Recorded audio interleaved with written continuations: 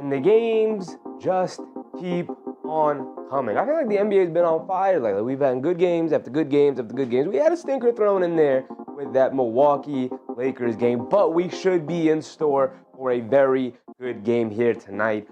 Probably the two hottest teams in the Eastern Conference right now. The Atlanta Hawks taking on the Detroit Pistons in Atlanta. Detroit on the road here tonight. So it's going to be a good game. Cade Cunningham is back here tonight. Trae Young remains out. Let's start the show.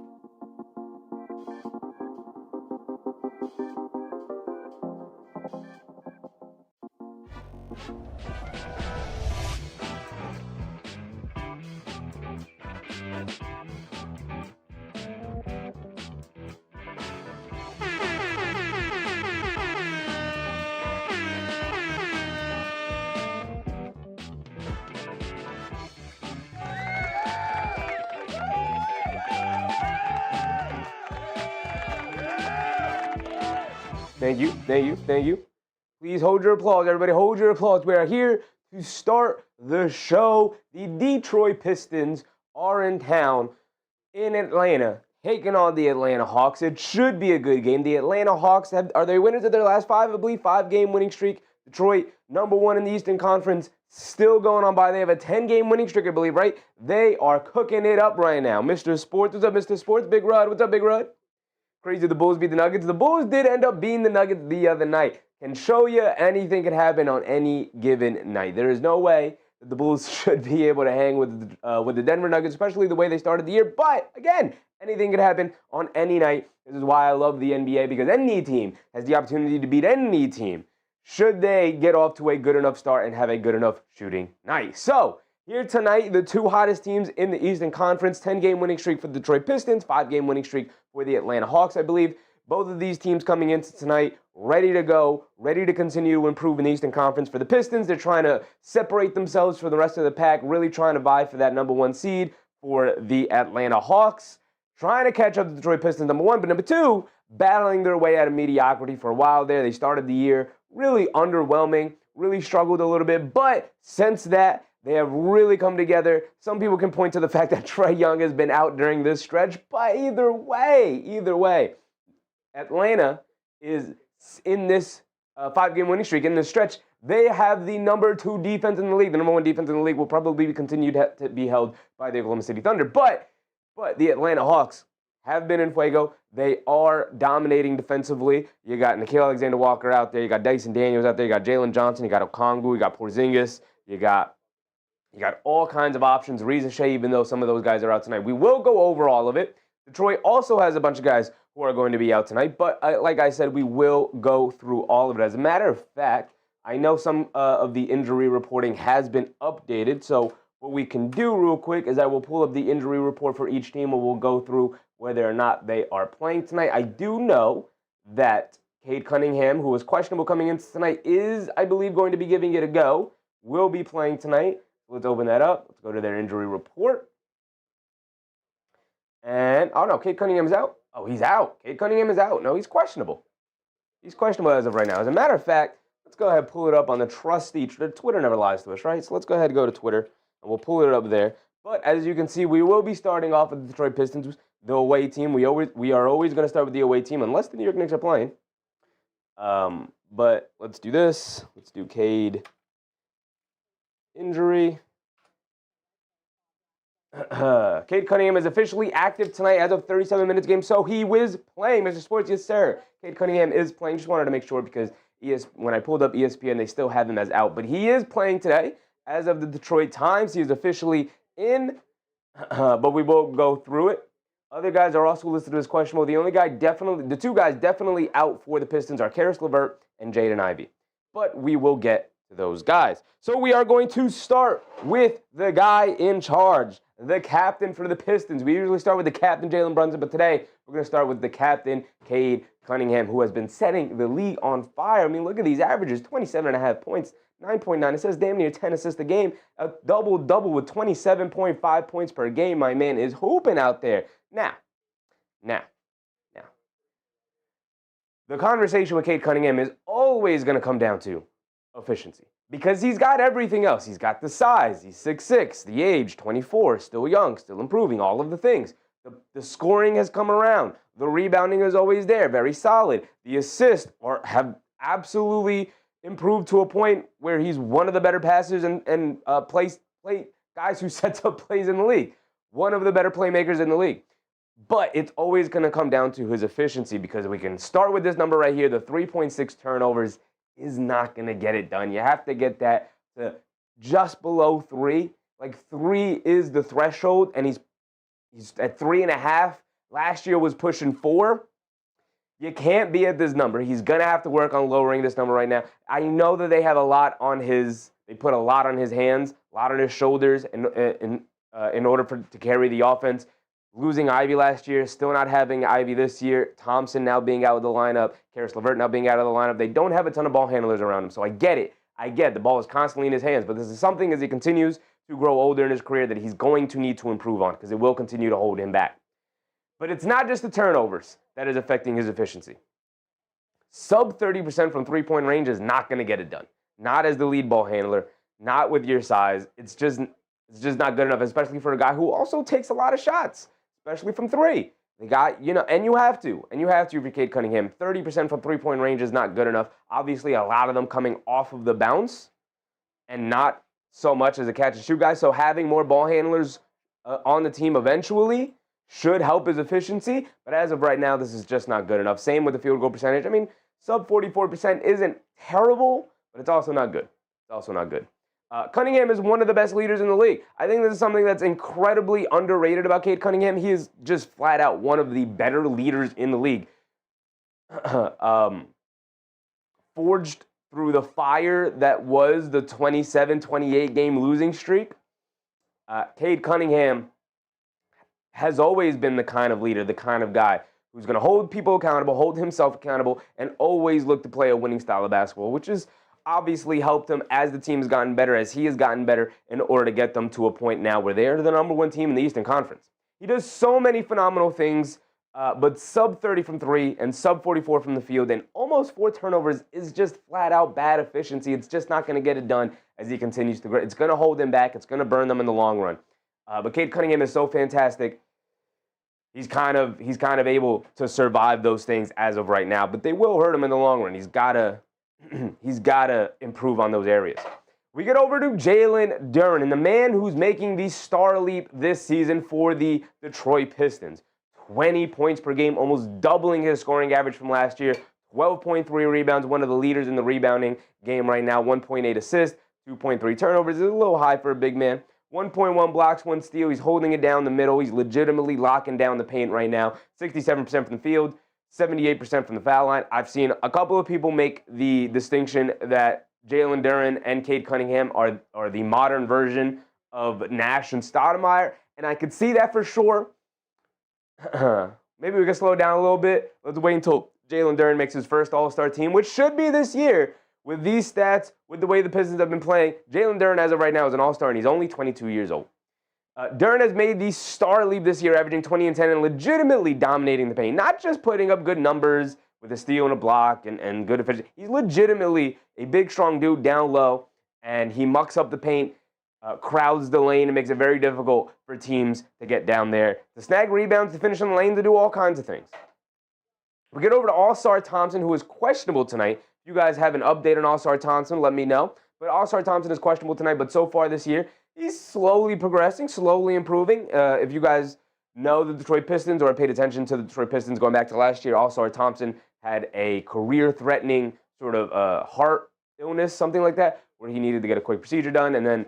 But he's been back fully healthy, ready to go since then. But it was a scary time for him, and maybe has limited his development just a bit.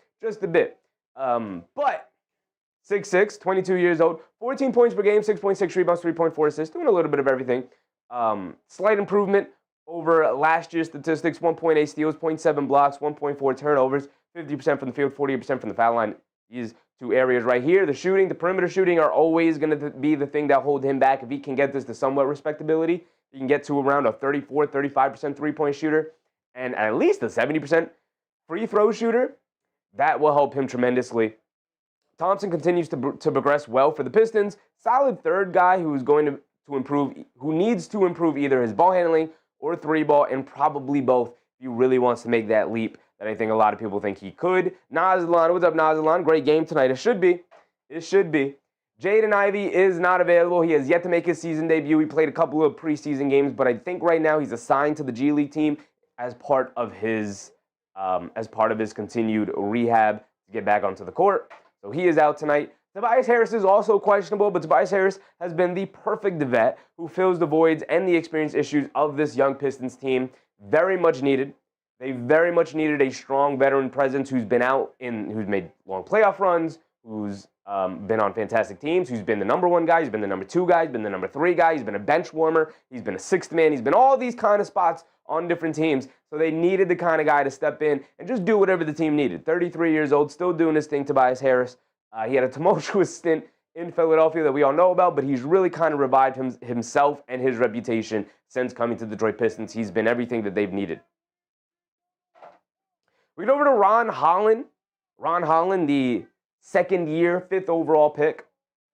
9.1 points per game, 4.1 rebounds, about 2 assists, to 2 turnovers, which is, he's not the kind of guy who's got the ball in his hands a ton, so 2 turnovers is probably too high for him. Sub 40% from the field, though, sub 30% from three-point range. The guy just is not shooting it well to start the year, which is obviously not something you could have on a regular basis. Ron Holland, in his second year, is going to need to show that the defense has been fantastic, and we'll get to that. But Ron Holland, in his second year, he's only 20 years old, 6'8", he's got great size as a wing, great athleticism. The defense has improved this year, but the offense remains an issue overall. The percentages just can't remain this way. And it's still somewhat early in the year. I expect these percentages to improve, but they cannot remain this way. And for him to think that he is still going to be a viable, because this team's going to look to compete. They're not looking to compete yesterday or in 5 years or 10 years or 3, 4 years down the line. Yeah, we're really going to be there. No, we're looking to compete this year. They're the number one team in the East. They're playing extremely well. And this is despite guys like Ron Holland and All-Star Thompson not shooting it well at all from the perimeter. That's not to say that they're not playing well. I think Ron Holland, for the most part, has improved from last year. But, in year 2, Holland has been a bit better overall, but still struggling with his efficiency. His defense and his athleticism are the things keeping him out on the court. Definitely not the offense so far, right? Although, his athleticism in terms of getting out and running and pushing the pace and getting out in transition and trying to create easy buckets for his team is nice and all, but once you get to a half-court set, almost impossible if you have Holland out there with Duren, Stewart, or Thompson, or any combination of those guys, because you're really shrinking the court at that point. Part of the reason why Cade Cunningham's efficiency is also dipped. Not dipped, but it has remained low. You get over to Isaiah Stewart, who's having an incredible bounce-back season after a pretty down year last year. 11 points per game off the bench, 6.3 rebounds, 1.4 assists. His role is infinitely more defined this year than it was in previous years. Almost 50% from the field, almost 70% from the foul line, and almost 40% from three-point range. This is probably about what you'd want to see from Isaiah Stewart. Maybe a little bit more from the field, maybe a little bit higher percentage from the field, but I'm not going to quibble over 49% from the field. That's pretty good. Big Stu is having a fantastic year and has probably been the most consistent, reliable role player on the Pistons so far this year. Now, the Pistons have gone through a little bit of a stretch here with some injuries, but Isaiah Stewart, for the most part, has probably, in my opinion, been the most consistent role player for the Pistons. We know the most consistent player has been their best player, and Jalen Duren. So I don't want to go that far. But in terms of role players on the team, between him, Harris, Thompson, Holland, LeVert, Duncan Robinson, all those guys, I think Isaiah Stewart's been not just even the most consistent, but probably the best and most important and impactful. Isaiah Stewart has been phenomenal. I mean, even stretching his game out to the three-point line has been impressive. I know he shot it pretty well a couple of years ago, but percentages were really low last year. He's had a really nice bounce-back game this year. Nice bounce-back season so far this year. We get over to Duncan Robinson, the newest acquisition for the Detroit Pistons. Duncan Robinson, 12.6 points per game, 2.8 rebounds, 1.9 assists. A lot of these other stats are pretty negligible because the one thing that they're going to ask Duncan Robinson to do is this thing right here, and he's done it extremely well. 41.6% from three-point range is all they're really looking for Duncan Robinson to do. That, and then maybe attack a closeout every now and again and create. But with the loss of Malik Beasley, one of the most prolific three-point shooters in the league last year, he was really putting up like Klay Thompson level numbers, especially from three-point range. Duncan Robinson isn't going to be able to recreate that or replicate that at all because they're different in theory, three-point shooters, right?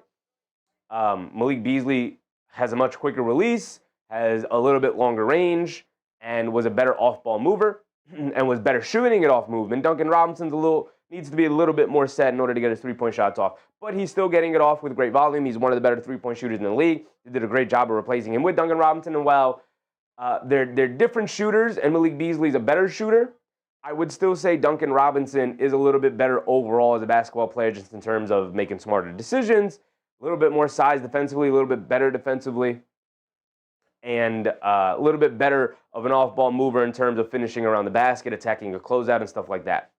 So I think overall it's a net negative for the Detroit Pistons. If only they could have more shooting outside of Duncan Robinson, it would be pretty solid for the Pistons, but they're still struggling overall in that department. We get over to Caris LeVert, who is also out tonight, which is why you don't see an updated context bar for Caris LeVert, but he's also out tonight. No game for Caris LeVert, who's out with an ankle sprain. With that being said, we move on from the Pistons over to the home team, the Atlanta Hawks. And usually we would start with Trae Young, but Trae Young is still out with an injury. No Trae Young, no problem for one. Mr. Jalen Duren, who has been absolutely lighting it up this year, particularly since Trae Young went down, and he's become the number one guy. So far, 22 points per game, almost 10 rebounds per game, 6.5 assists per game, 1.8 steals, 0.3 blocks. 3 turnovers is a little high, but I understand it. It's okay for now. But you got to work on lowering this number a little bit. Sub 3 is what I want to see, so I don't know. If we can get it down to like 2.6, 2.7, I'll be all right that as the season goes on. 58.7% from the field, 80% from the foul line, almost 40% from three-point range. This was down in the teens to start the first couple of games of the season. He's really worked to bounce this number back close to 40%. That's what you want to see from a guy like Jalen Johnson, who looks like he's going to make his first All-Star appearance along with Jalen Duren this year. 2 Jalens should be getting their first All-Star nods of the season. Johnson has been on fire since Trae Young went out. Coincidence? I don't know. We'll see what happens when Trae Young gets back. He is proving he is more than just a good Robin. He might be a Batman. Now, we'll see how he continues to develop at only 23 years old, 6'8", putting up these kinds of numbers at this efficiency clip is damn impressive. So it's going to be interesting to see, again, what he looks like when Trae Young does get back. Does it hinder his game? Does it help him get easier baskets? Because, Trae Young's a great playmaker, but it's going to be interesting. It's going to be interesting because, like I said, proven he can be more of a Batman than a Robin. But we'll see. We'll see what happens when Trae Young gets back. Is now Trae Young on the trading block? We'll see. We will have to just wait and see. It's going to be extremely entertaining for anybody not a Hawks fan right now. Get over to Kristaps Porzingis, and let me pull up the injury report as well because I do know he was questionable coming into tonight with a knee injury. So if we pull up is he questionable or is he out? I know Risacher is out. Porzingis is questionable for tonight's game. So I'm going to lean on the side that he's not playing. Because Kristaps Porzingis is questionable, likely not going to play just because we know the injury history with him. Oh my goodness. As Risacher took a hard fall for two-handed slam. But so far this year for Kristaps Porzingis, we know what he provides. 7.3 points. The rebounding is down at 5.7. 3.7 assists though, which I think is a little bit further up than where he's been at throughout his career. Only 1.1 turnovers, which is solid. Still the 1.6 blocks. 1.5 is good, but not as good as it used to be. 31% from three-point range is obviously not as good as it used to be. 43% from the field is not what you really want from your stretch big. Not a good percentage for a guy who's 7'2" and hangs around the basket a decent amount. Overall, Porzingis, you know what he's going to provide. Porzingis is still valuable as a rim-protecting stretch big when he can play, but that's always going to be the caveat, when he can play. Because it's not just, like in the Knicks situation with Mitchell Robinson. Mitchell Robinson doesn't play for load management reasons. Kristaps Porzingis doesn't play because of legitimate injury reasons. He's out with the illness a lot last year. He's questionable with the knee tonight, a knee injury. Even if it is kind of a lingering thing and it's not a serious issue, just always something with Kristaps Porzingis, always something injured, always something hurt, even outside of load management situations, right? So when he can play, he's still valuable. Just getting him on the court on a consistent basis that has been the issue throughout his career. We get over to Dyson Daniels. Dyson Daniels, statistically pretty similar to where he was last year, 8.7, 5.7, 5.8, respectively across the board. You can see here, 2.3 steals is actually down from where he was last year, but he did have a historic steal season last year. Still one of the better perimeter defenders and thieves in the NBA. They don't call him the great barrier thief for no reason. 47% from the field, 62% from the free throw line. This number's got to go up, and 23% from three-point range. He's going to continuously struggle with his perimeter shot, and it's going to continuously hurt his team. Daniels has really struggled to start the year, but is slowly starting to regain last year's form. Slowly but surely, he's getting better. He's had some really nice games, some really solid games with Trae Young out. He's taken more of a leap with his playmaking, which is nice to see. But overall, Dyson Daniels has just been good. He's had good games and bad games, like most people, but he's been good. I think you wanted to see him take maybe a little mini leap, even if it was just with efficiency so far this year, and he hasn't really done that. You get over to Zach Risacher, who is out. He is out tonight with the hip contusion. Risacher is statistically similar to last season, and that's fine and all. He is 20 years old, still has a ton of development time left. But as a former number 1 overall pick, the expectation is to get some gradual growth, even if it's small nominal growth. I do think he's been somewhat better this season when he's played in comparison to last year. He just looks more comfortable, looks a little more grown, and that'll continue to happen. But like I said, it's fine. It's fine. 13 points per game is nice to see from your wing player, from your 20-year-old wing player. That's perfectly fine. But when you're the number 1 overall pick, you have a different level of expectations, whether it's fair or not, right? We move on to Nickeil Alexander-Walker. Alexander-Walker is really starting to find his form with his team. Efficiency was terrible to start the year. I mean, my man was just jacking up shots knowing that his team needed points because overall the Atlanta Hawks struggled to score to start the year. But Nickeil Alexander-Walker is starting to get more comfortable on his new team. The defense has been as advertised thus far for Alexander-Walker here on the Hawks. The combination of he and Daniels is what I thought it would be. I'm sure other people also thought it was going to be terrifying, and it has been terrifying. He's a pesky, no-nonsense perimeter defender, long arms, great size at 6'5" at the guard position. Same with Dyson Daniels, long arm, great size at the guard position. Both of those guys out there just wreak havoc defensively. They've been fantastic as a combo to start the year. The offense is going to be the issue between the two of them because the efficiency hasn't necessarily been there. But like I said, he's starting to find his form here. These percentages were terrible before I updated them. He's up to 44% from the field, 32% from three-point range. I expect them to continue to rise as the season goes on. 45% from the free throw line. We have enough body of work from Alexander at 27 years old to know he's a better shooter than this has shown and the start of the year shown. So I expect him to be better. 1.1 steals, 0.9 blocks, 2.6 turnovers. He's taken more of a ball handling responsibility alongside Daniels with Trae Young out, and it's really helped him acclimate to this team and this roster and this offense a lot more as well. We get over to Onyeka Okongwu, and Okongwu has always been in a weird but interesting position here with the Atlanta Hawks because, in my opinion, maybe there's Hawks fans out there who could tell me otherwise, but in my opinion, I've always felt like Okongwu could be a starting caliber center in the NBA if given the opportunity to actually start. But for the first part of his career, he was playing behind Clint Capella, who was still a starting caliber center. And then when they finally moved off of Clint Capella, they bring in Kristaps Porzingis. And so Porzingis, when healthy, is the starter with Okongwu coming off the bench. But I believe Okongwu is also questionable. No, Okongwu should be in the lineup yet tonight. He was questionable for the previous game, but 15.7 points per game. He's really upped his game so far this year, particularly in the scoring department. We'll see in a second as to how and why. 8 rebounds per game is solid. 2.5 assists is nice out of the center position. Almost a steal, about a block. 1.6 turnovers, 52% from the field, 77% from the foul line is nice for your big man, and almost 39% from three-point range from Onyeka Okongwu. Don't leave this man open in the corners. He has taken on the same job that Kristaps Porzingis has had in terms of stretching out the defense. Now, he's not going to do it out to the top of the key or the wings, but if you leave him open in those corners or you have Jalen Johnson driving down to the rim, he can spread it out to the corner, set his feet on a catch-and-shoot situation. He can let that thing fly and knock it down. So he's extended his range just enough in order to get centers away from the basket, and it's worked wonders for Jalen Johnson. The combination of him and Johnson, I think, can be really special as they continue to build chemistry as they go. And we get to the last man on the docket, and that will be Luke Kennard. And Luke Kennard is solid, has always been solid. You know where you're going to get with Luke Kennard. There are no surprises with his game. There's really, at 29 years old, there's really no development left for Luke Kennard in terms of improving his game or improving his numbers or anything like that.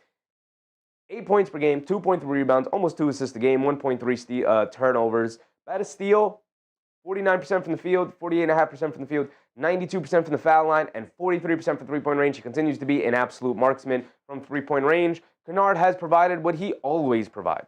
Really fantastic floor spacing and shooting. You know, Kennard is also a pretty decent ball handler, can attack a closeout every now and again, but what he's really out there for is to knock down threes, whether it's off the bounce, off the catch, off of movement. Luke Kennard can pretty much shoot all of it. And there's really no surprise of whether you're going to get out of Luke Kennard. The defense is always going to be spotty with a guy like him, but when you have Okongwu and Porzingis and Johnson, and we just talked about Alexander Walker and Daniels, the combination of those guys, you're really not concerned too much with Luke Kennard being out there because you have so many fantastic defenders to insulate him with. Normally, I would say this the same thing about Trae Young. You have so many fantastic defenders to insulate Trae Young. But obviously, with Trae Young out, you're kind of just leaning into your defense at this point, right? And it's worked wonders for them. They are the second-ranked defense so far in the league, and they're going to be put, in a tough situation here going against Cade Cunningham and Jalen Duren, the combo of those two guys, with no Porzingis, it looks like. Mr. Sports said, who's better, Porzingis or Okongwu? I think Okongwu. I would lean Okongwu, but Porzingis provides a skill set that is so incredibly valuable in the NBA that I would understand starting Porzingis over Okongwu.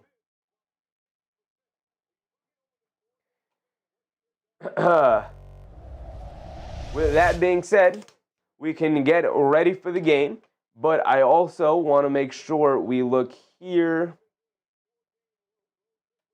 If I look up Hawks injury report over here,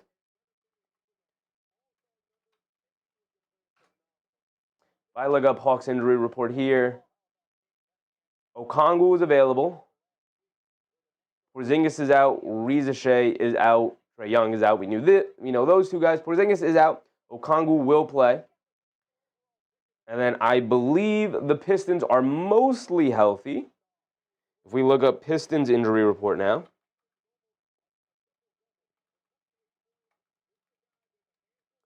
we can get a full report as to who is in and who is out here tonight. Tobias Harris is out. Jaden Ivey is out. We knew that. Karis LeVert is out. We knew that. So Tobias Harris, who was questionable coming into tonight, is also going to be out. Paul George is making his debut tonight against the Clippers. We're going to have to keep an eye on the box scores. We're going to have to go around the league here tonight. A lot of pretty decent games.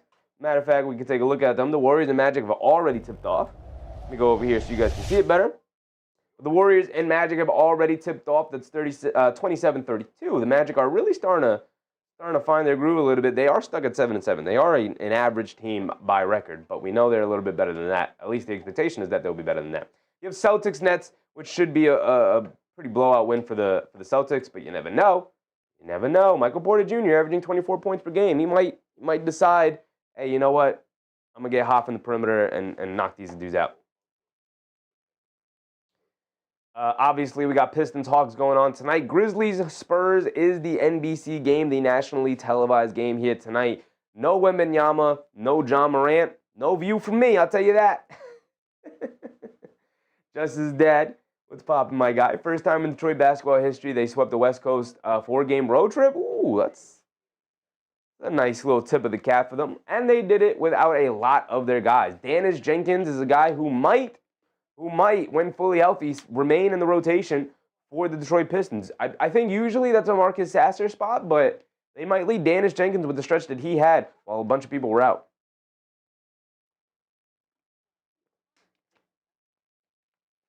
Later tonight, we have Jazz, Lakers, and Suns, Blazers. So Paul George's debut is not coming tonight. Probably tomorrow night, I assume. But they announced that he will be playing. Right, if we go here, go to tomorrow's schedule. The Knicks play tomorrow, right? Knicks play tomorrow. Late game. Yeah, 9:30 start time. ESPN game. Taking on the Dallas Mavericks in Dallas.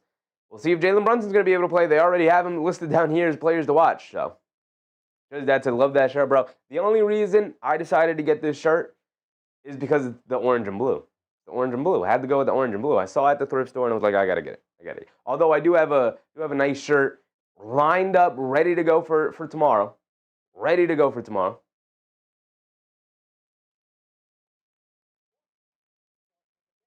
Just that's it. Have to get the Knicks decal on that shirt, though. True.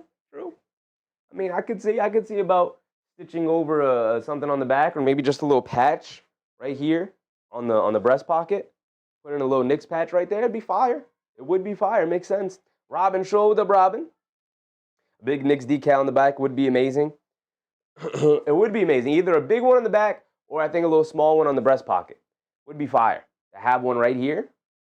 Just a little one.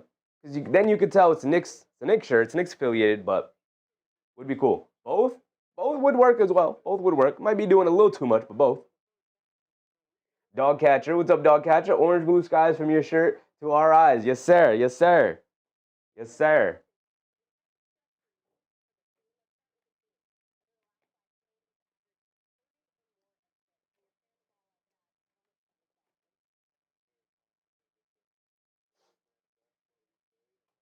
Tomorrow's late game, 9:30. Do we have an early game we can maybe do leading into it? I mean, we have the Rockets Cavs. We could go live at 6:30 tomorrow and just go all the way to the end of the night, ending it with Knicks Mavericks, right? We could do that. We could do that. What do you guys think about that? Do we try going live at 6:30 and then doing 2 games? I've never done a game leading into a Knicks game. Usually when we have the Knicks, we do just Knicks.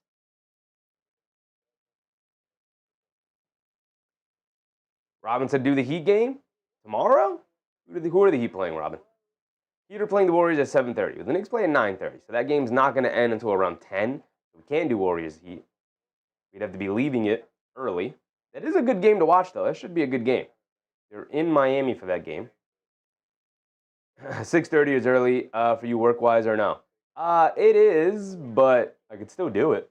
I could just make sure I'm home by 4. Be home by 4. Means we can get it ready. It's just a little bit more work for me to do tonight to lead into tomorrow because I have to prepare for 4 teams at that point. But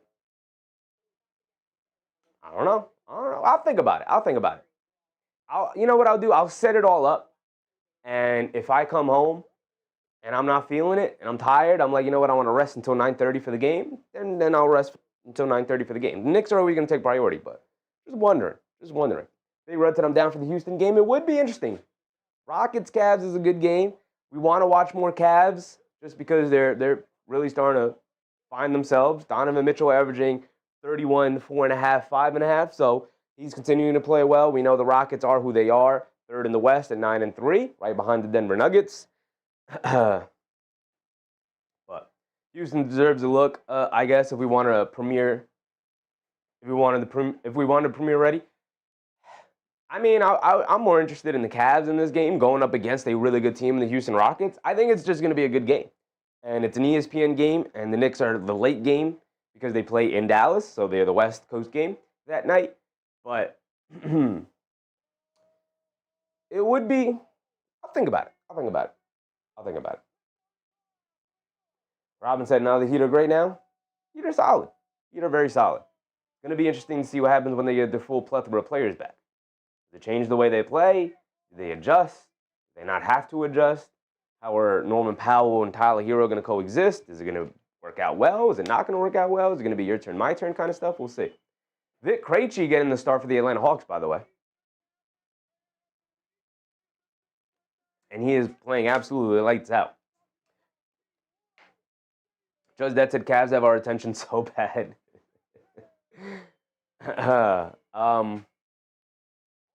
Robin said, thanks, Chevy. We love Brunson.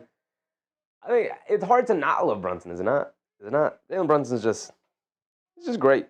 Just great.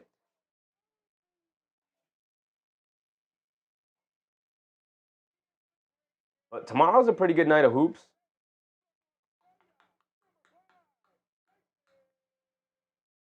There's a couple of 7 o'clock games, but the best one is going to be Rockets Cavs. And we might do it. I don't know, man. I might be interested in Rockets Cavs and doing a doubleheader tomorrow.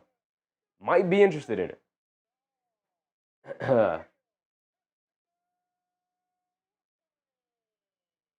The issue is that we wouldn't be able to do our pregame for Dallas, for Knicks Dallas. But here's the thing. Dallas is not a very good team this year.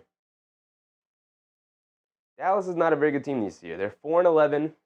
Anthony Davis is out with an injury. Kyrie's out with an injury. Their best player so far is Cooper Flagg.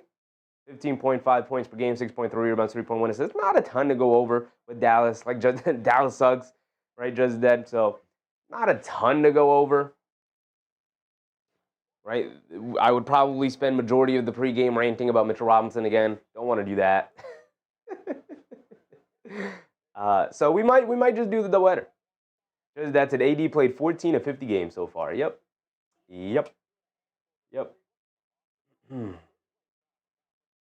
But here we go. We're getting ready for the tip-off here. Go to our game cast. Get ourselves situated. Cade, Cunningham, and starting lineup along with Dennis Jenkins, Duncan Robinson, Isaiah Stewart, and Jalen Duren. Dennis Jenkins has been on fire for the Pistons. Let's see if we can continue it tonight. Okay, Hazy said if all Dallas had was Kyrie, they'd kick our butts somehow. Yeah, Dallas, for some reason, has always had our number.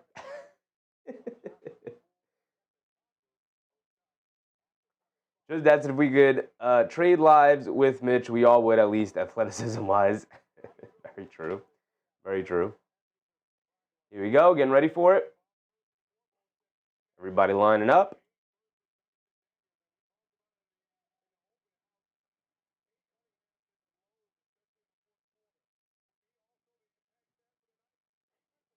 Dogcatcher said, my Blazers play the road tripping Bulls tonight, who were 0 for November before beating the Nuggets by 3 last night. Yeah, they somehow pulled that one out, Dogcatcher. But, that took a ton of energy. They may not be ready for that Blazers defense. I think the Blazers got it tonight, Dogcatcher. I really do.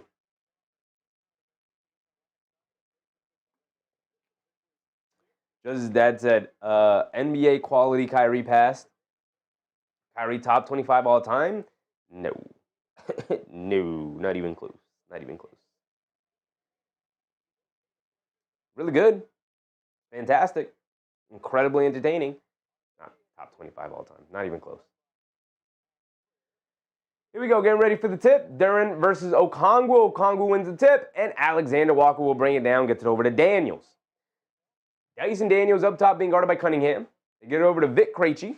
Now gets it over to Daniels. Daniels coming to his right.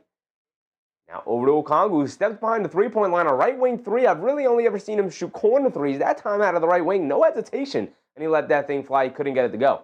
Cunningham coming to his left. They swing it over to Stewart. Stewart over the top pass to Duren. Catches it, comes down, gets the layup and one. Jalen Duren just too big, too strong, too talented. Just lob it up there. I'll go get it. And I'm going to fight through the contact and get the layup to go anyway.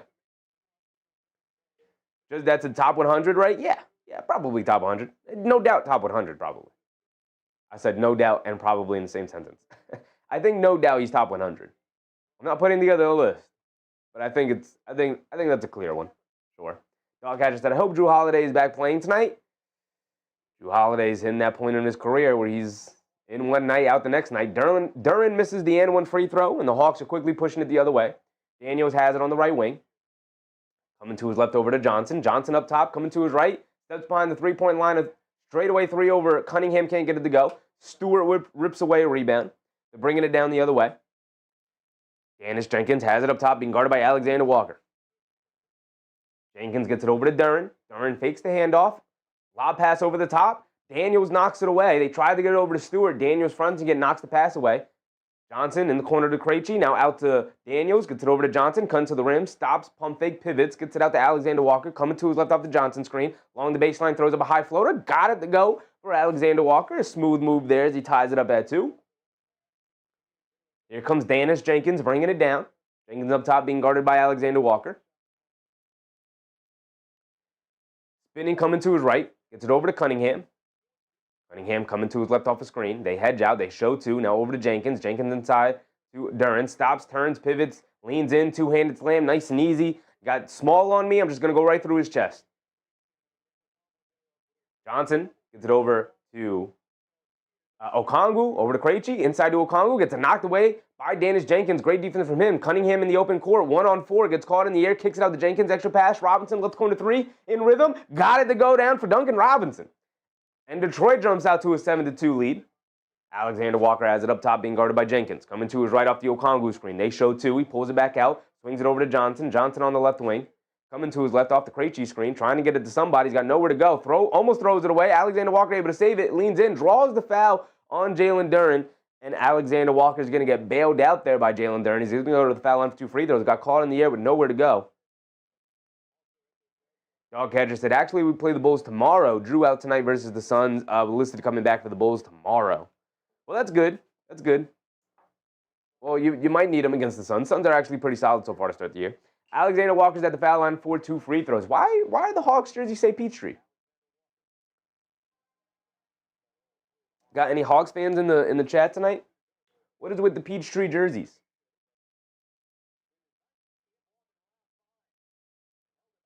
Alexander Walker knocked the first one down. He's got another one coming.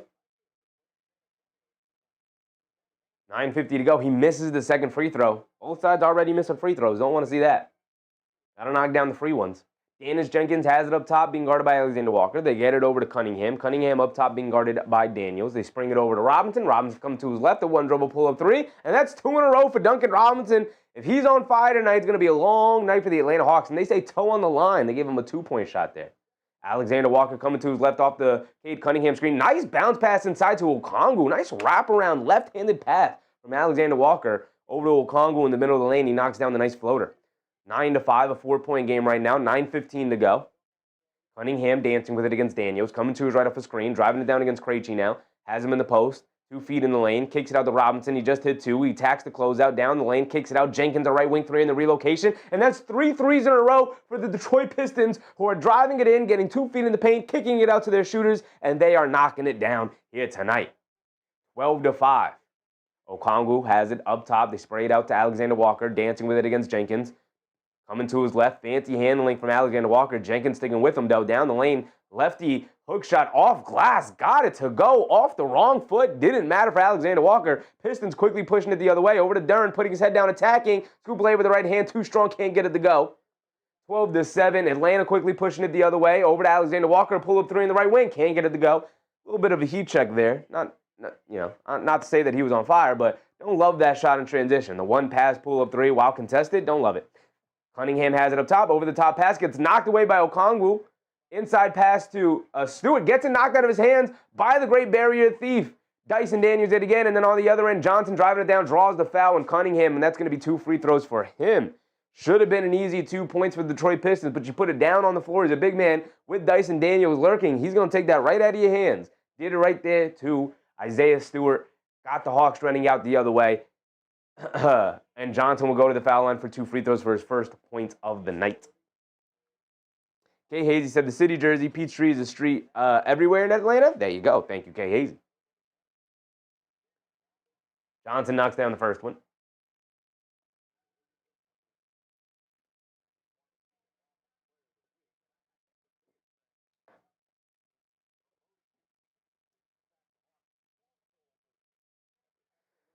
I don't know if I like the Peachtree jersey. I don't know how I feel about it yet. I typically don't like jerseys that don't incorporate the team's color scheme at all. Like, this is just orange and like a cream color with the stripes down the side. I don't know if I like the Hawks jersey. It's got nothing to do with the Hawks color scheme.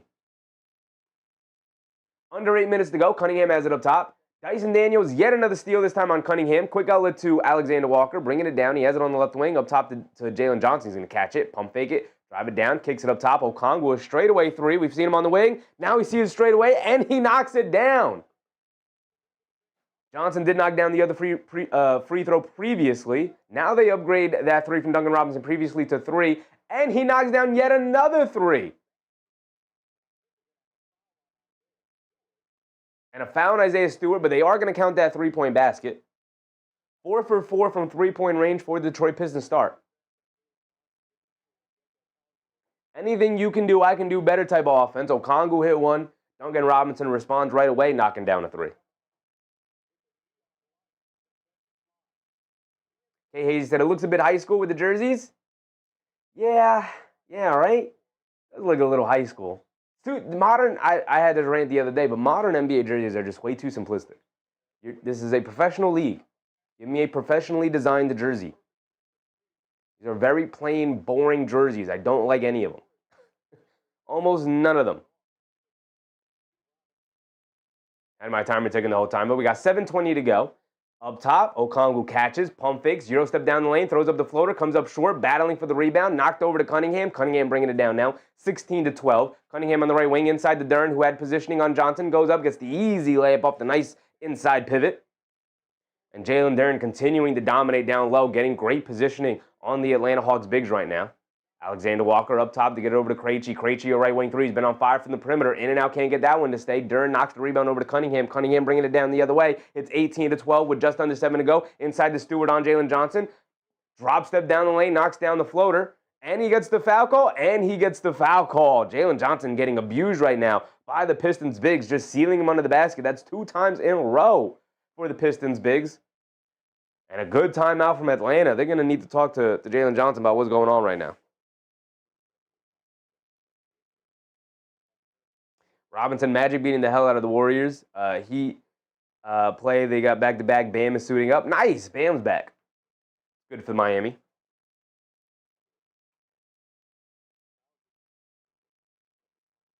We will keep an eye around the league as the night goes on, of course. They're not beating the hell out of the Warriors. What are you talking about, Robin? It's an 11-point game, 53-42. Brooklyn out to an early start over the Celtics. We'll see how that game progresses. We went over this already, but we got Grizzlies Spurs at 8. So another 20 minutes or so, that game will tip off. Jazz Lakers are the late game, along with Suns Blazers. The late game. Aki, what's up, Aki? Appreciate you, brother. Appreciate you. The dog catcher said Peachtree logo on Hawk City Edition is a nod to the 71 streets named Peachtree in Atlanta.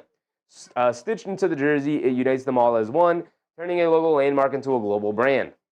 That's nice and all. It's not the Peachtree that I dislike. That's fine. That's cool. That's a nice nod. I don't like the color scheme, the black and the cream color, and I don't like how simplistic it is. David Oz Jr. What's up, David Oz Jr.? Right? The Peachtree is fine. I can say Peachtree. That explanation right there, dog catcher. I love that explanation. I just don't like the design. I think the font is simple and ugly. I think the stitching looks bland. And I think the color scheme and the design is bad. It's just straight bad. It's bland and it's boring. I think just as Dad said earlier, it looks like a high school jersey. There's nothing interesting going on with it. I like the story behind the Peachtree name, right? That's a great story. It's a great name. It's a great decision to go with that. Turning it into a global brand, that's cool. It's really cool, right? I learned something new about Atlanta, Georgia. But give me a better jersey design and don't give it to me in black and cream. I don't need that. I don't need that with an Atlanta Hawks jersey. Where's the red on it? Give me a red stitching and not a cream color. Why is it cream? It would look significantly better if the stitching on the outside was red. I guess they're going with a yellow, but it's more like pinkish too. It's not even like a yellow, right? The Hawks have yellow in it. I don't like it. I think they're trying to do an alternate, logo color scheme, kind of like what Miami has. But Miami has the Miami Vice thing going. I don't know what Atlanta's got going on here with this black and cream color. Don't like it. Don't like it at all. Kay Hayes said it might be peach colored. We already got Peachtree on the shirt. We don't need to now make it peach colored. We don't need to do that. This is just bad design. Bad design. That's something you bring up in the design process, and you're like, well, what if we make it peach colored because it's Peachtree? And everybody goes, oh, okay, yeah, we'll write that down. But you don't go through with it towards the end. That's the first idea you have. You don't go through with the first idea you have. Stewart knocks down his and one free throw, by the way, and just like that, Detroit quickly builds up a 9-point lead here. Mo Guy is subbed in for the Hawks. Johnson gets caught in the air, feeds it down low to Mo Guy, throws up a righty hook over Isaiah Stewart, can't get it to go. Cunningham with the rebound. Bringing it down, coming to his right off a Jenkins screen, crosses over to his left on Kennard, who's just subbed in. They show a double team. They get it out. Jenkins a straightaway three. Hit one previously. Can't get that one to go. Dyson Daniels with the rebound. Home run pass over to Krejci. Krejci on the right wing. Pump fakes. Pulls it back out. Gets it over to Daniels. Daniels coming to his right against Jenkins. Putting his head down. Attacking. Spinning. Pump fakes. Good job from Jenkins to stay in front of him. To get it out to Johnson. Driving from up top. Puts up the lefty floater. And he got it to go down. You're going to need Johnson to step up here. Struggling to score so far. Got 4 points now. It's his first basket of the game. Jenkins has it up top being guarded by Kennard. We know Kennard not a great defender. Now they get it over to Cunningham. Cunningham being guarded by Daniels. Daniels is an excellent defender. They show two. They get it over to Duren. Duren attacking Mo Guy off the bounce. They get the foul on Mo Guy, holding on to his waist. He was looking to attack. Now, that is a strength and weight class difference, if I've ever seen, only between two big, tall dudes. Jalen Duren has got to be like 280. Mo Guy got to be maybe like 220, 230. Fix the screen box score. IRL with C4. It is 21-14 with just under 6 minutes to go, my brother. Oh, maybe the game cast? My bad. There you go. Got the game cast back on the screen, though, for you. My apologies about that. Cunningham gets it in to Javonte Green, gets knocked out of bounds by Daniels. Knocked right back out of bounds. Christopher Foy, what's up, Chris? 86% of the money line was put on the Pistons to cover 4.5. Interesting. IRL with C4. Yes, said, yes, thank you, subscribe. Appreciate you, IRL. Appreciate you, brother. They swing it over to Duncan Robinson. Pump fakes, crosses over, driving it down along the baseline, and throws it to nobody. Bad pass. Johnson easily picks it off. They get it over to Krejci. Krejci, a pull-up three, a deep one. Don't love that shot. Can't get it to go. But Mo Guy with the offensive rebound slips and falls. Tries to sneak it out, but Cunningham able to pick it up. Putting his head down, attacking in the open lane. Kicks it out to Robinson. Right corner three, trying to redeem himself. Can't get that one to go. Long rebound. Green had it, lost it. Daniels picks it up and hit ahead to Johnson. Johnson on the right wing, being guarded by Cunningham. Kicks it out to Kennard, wide open for a three, and he knocks it down at a 43% clip. And just like that, it's back to a 4-point game, with 5 minutes to go. Forgot to restart my timer, my apologies. 5 minutes to go here, 21-17. Cunningham up top, pocket pass to Duren down the lane, gets caught in the air, kicks it out. Now swings it over to Cunningham, a straightaway three over Mo Guy trying to recover, can't get it to go. Jalen Johnson with the rebound, Johnson bringing it down, he has it up top, being guarded by, is that Thompson? Down the lane, Jalen Johnson got the layup to go. That is Thompson. Why is Thompson coming off the bench tonight? Trying to work his way back, I guess, but Thompson is in the game now. They get it over to Duncan Robinson. They get it over to Duren now. Duren up top, being guarded by Mo Guy. Driving it down to the lane, righty layup, got it to go. Mo Guy is just too small to guard Jalen Duren there. Quick hit ahead to Kennard, pump fakes, driving it down to the basket. High lay with the left hand, can't get it to go. And an offensive foul, Kennard, fending off the defender with his offhand. Cade Cunningham there doing a good job protecting the basket. See the replay on it. Yeah, a little bit.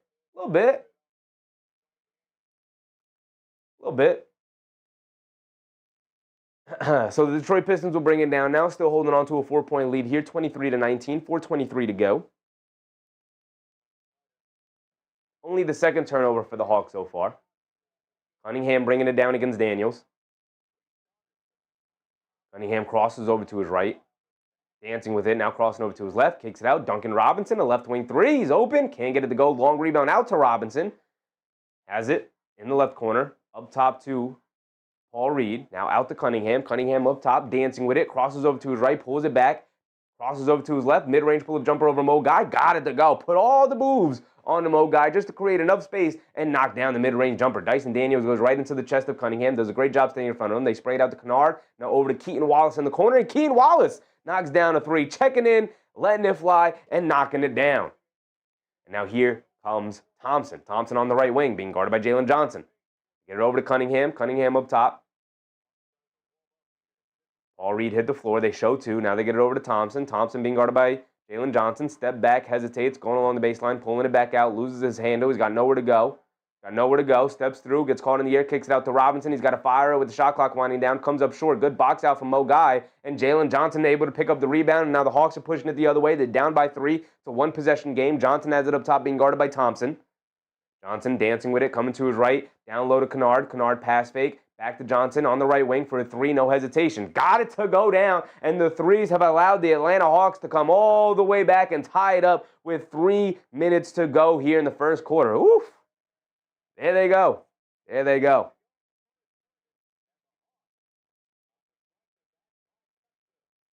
He said, I know they didn't do great at the beginning of the season, but I think they'll be a lot better when Trey and KP get healthy. Yeah, I never really wavered on my opinion at Atlanta. I was probably wrong about this because it seems like it's going to be Detroit, but I thought of the teams between Detroit, Atlanta, and Orlando were the 3 teams because everybody penciled in New York and Cleveland as the top 2 teams in the East, and they were like, okay, well, who are the next tier of teams? It was Detroit, it was Atlanta, and it was Orlando. And obviously Detroit is like, hold on, we're in the tier with New York and Cleveland. Hold on, don't put us below them yet, right? But Atlanta got off to a really rough start to the year, and I think a lot of people are like, yep, same old Atlanta. But I do think they are better. Jalen Johnson got off to a slow start. Alexander Walker got off to a slow start, and I think they were still kind of just learning each other. Remember, Johnson got hurt to end the season last year, and didn't get to end the year with them.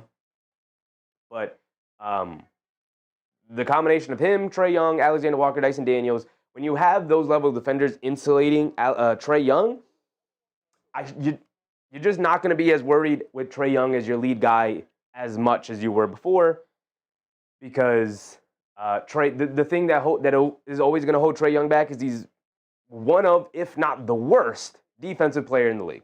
And insulating him with Daniels, picking up Alexander Walker, you have Porzingis when healthy. Okongwu is now playing more minutes and can anchor a defense. Johnson is a good switchable wing at the forward position. You got guys like Mo Guy coming off the bench. You got Keaton Wallace now you can go to. So they have options defensively to insulate Trae Young. But I think, and a lot of people are like, oh, they're getting off and going without Trae Young. But I do think they'll be better when he gets back.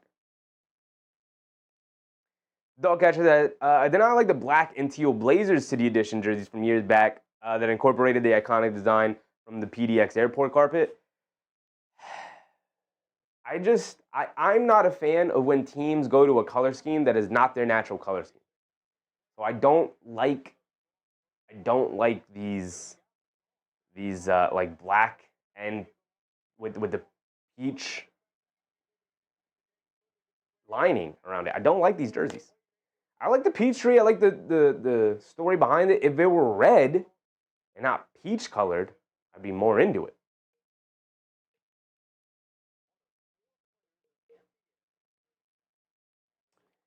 Jalen Johnson to the bench. Thompson will bring it down. We're tied at 25, under 3 minutes to go. Thompson has it up top. Cunningham also to the bench. Over to Jenkins. Jenkins pocket pass down low to Jalen Duren. Lefty layup got it to go off the spin on the inside. Is that Duren or is that Paul Reed? I think that was Paul Reed. Excuse me, Paul Reed with the spin and lefty finish on the inside. Kennard off the handoff in the corner. Alexander Walker a 3. Can't get it to go, but Mo Guy comes crashing out of the corner and gets the two-handed putback, and we're back tied at 27 with 2:30 to go. And a steal by Keaton Wallace out to Alexander Walker as the trailer for a 3. In and out. Can't get it to stay. Javonte Green with the rebound. Gets it over to Thompson. Thompson bringing it down right side of the court. Mo Gay will pick him up. Thompson leaves it off for Green. Down the lane. Gets fouled by Kennard. And Javonte Green will go to the foul line for 2 free throws. Dog catcher said justifiably, most of the games they wore them, they got walked on.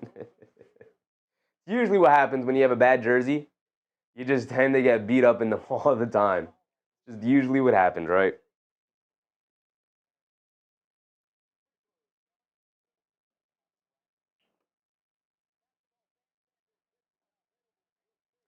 Javonte Green knocks down the first free throw. He's got one more coming.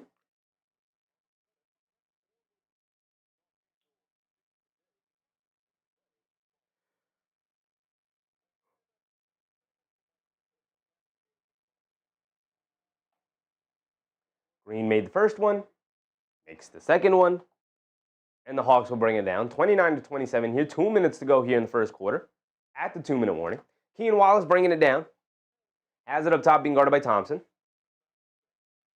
Wallace gets it over to Kennard. Kennard on the left wing. Jab step, coming to his left. Cross-court pass over to Alexander Walker. Bad pass, but saves it over to Keaton Wallace. A straightaway 3, can't get it to go. Long, weird, awkward rebound, finds its way to Mo Gay. Inside to Kennard. Kennard with the pass fake. Hesitates with the move. Almost loses the ball. Kicks it out to Mo Gay. Shot clock winding down. Up top to Alexander Walker. He's going to set his feet. He's going to pump fake. He's going to drive it down now. Gets caught in the mid-range. Puts up the little floater. Can't get it to go. They pick it up, and they can't get it off in time as it's a shot clock violation.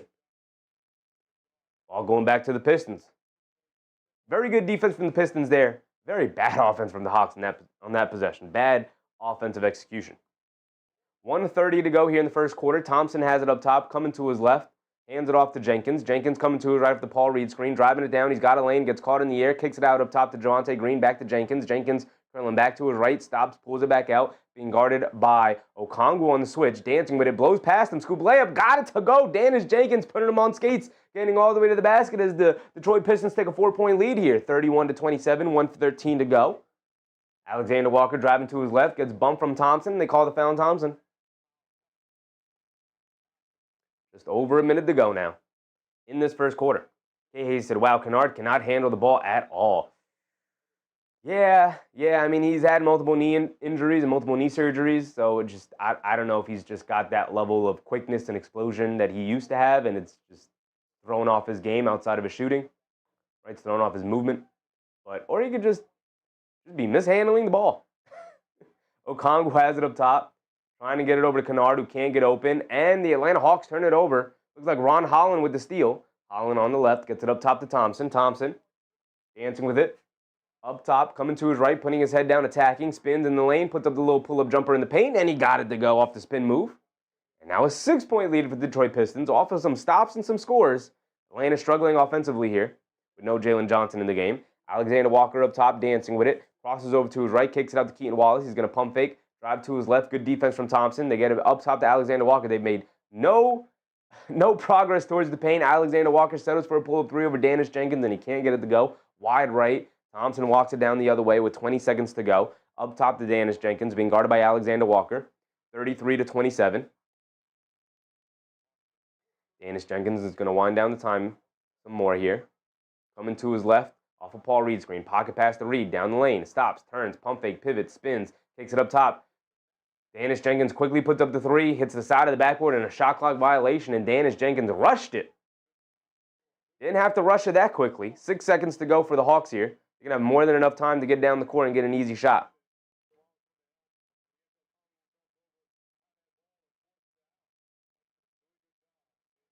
Alexander Walker, they get it over to Okongwu. Nope, they can't get it over to Okongwu because Okongwu pushes off on Paul Reed before the ball is inbounded, and they call a foul on Okongwu. So the ball is going to go back to the Pistons.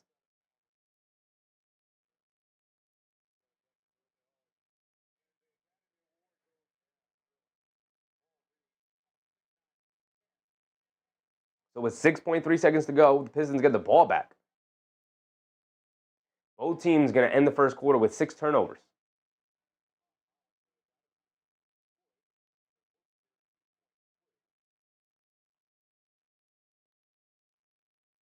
Duncan Robinson will inbound it. They got Cunningham back in for the final possession. Get it into Javonte Green. Going to look to attack along the baseline. Goes up, gets the layup to go, just bullies his way through the chest of Mohamed Gay. And Keaton Wallace rushing it down the other end, gets it off in time, and he banks it in. And that's why you chuck it up. One step in from the half-court line, and Keaton Wallace banks it in. He gets 3 points to end the quarter. They'll take that. Now down by 5 going into the second quarter. Jay Hammer, what's up, Jay Hammer? All-Star Thompson and Holland, defensive dogs. Yes, they are. It's funny because they're similar to what Houston does sometimes with Amen Thompson and Tari Eason, the Terror Twins. It's like they're the Terror Twins of the West, and then the Terror Twins of the East are All-Star Thompson and Ron Holland. It's very funny. Very funny how that works out. Kay Hayes said, I don't like the flop from Reed. No. I mean, it's fine. Reed is trying to draw the foul. He's trying to fool the officials. The thing that I take issue with is the officials falling for it. Like, come on, man. Just look at the guy and be like, get up. You know? But yeah, you know, you got to sell it. You can get away with it. You can get away with it. I don't like the flop either, but, you know, you can get away with it. Get away with it. Anything you can do to win the ball game. We're going to go into the second quarter. Pretty evenly matched game so far, although I will say the Hawks have been the team trying to keep pace with the Pistons. The Pistons have, for the most part, set the pace of this game tonight. Definitely leaned more towards Pistons. They do in the first quarter with a 5-point lead, so obviously leans more towards Pistons, but it feels like the Hawks are trying to keep pace with them all night. When Jalen Johnson went out, the offense really started to sputter for the Hawks. Multiple shot clock violations, multiple times they were chucking up shots at the end of the shot clock just to get something towards the rim. Obviously down a bunch of guys in the rotation, but still. Alexander Walker is supposed to be the guy who can lead the offense a little bit when Johnson goes out, but with no Daniels and Okongwu and Jalen Johnson out, a lot of left on the shoulders of Alexander Walker. Thankfully, Keane Wallace did come in and do a nice job, knocked down 2 threes there, including a heave at the end.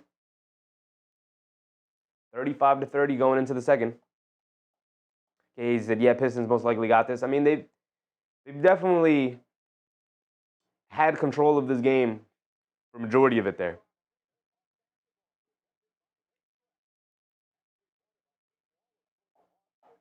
They say Chaz Lanier is coming in for Danis Jenkins here. Start of the second quarter, Pistons come out with Stewart, Cunningham, Holland, Javonte Green, and Chaz Lanier. The Hawks come out with Okongwu, Alexander Walker, Asa Newell, the rookie, Keaton Wallace, and Caleb Houston is in the game now. Cunningham has it up top, coming to his right. They show 2. Swings it out the green, extra pass to Holland in the left corner. No hesitation from 3. Can't get it to go down. Not known for his three-point shooting. It's a part of his game he's going to have to improve, but I like the no hesitation from 3, though. Keaton Wallace up top over to Okongwu. Okongwu hands it off to Alexander Walker. Dancing around the screen, coming to his left. Gets caught in the air, kicks it out. Keaton Wallace, an open one. Can't get it to go. He can knock down the 40-footer one, but he can't knock down the open 28-footer. Or 24-footer, however far it is, the three-point line straight away like that. They get over to Isaiah Stewart cutting down the middle of the lane, and he gets fouled, I believe, by Asa Newell? No, by Caleb Houston. So Isaiah Stewart will go to the foul line for 2 free throws.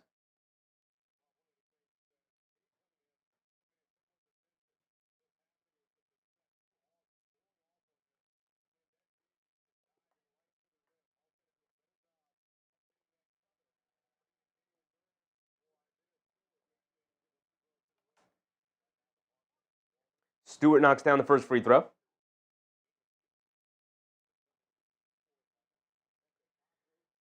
And Isaiah Stewart remains perfect from the foul line so far tonight. 4 for 4 overall. Knocks down those 2 right there.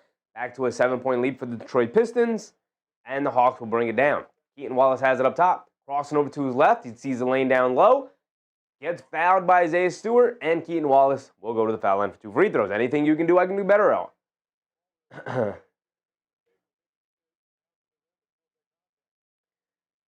So previously, Stewart was rewarded with 2 free throws. Now Stewart, the culprit, rewarding the Hawks with 2 free throws. Wallace to the foul line.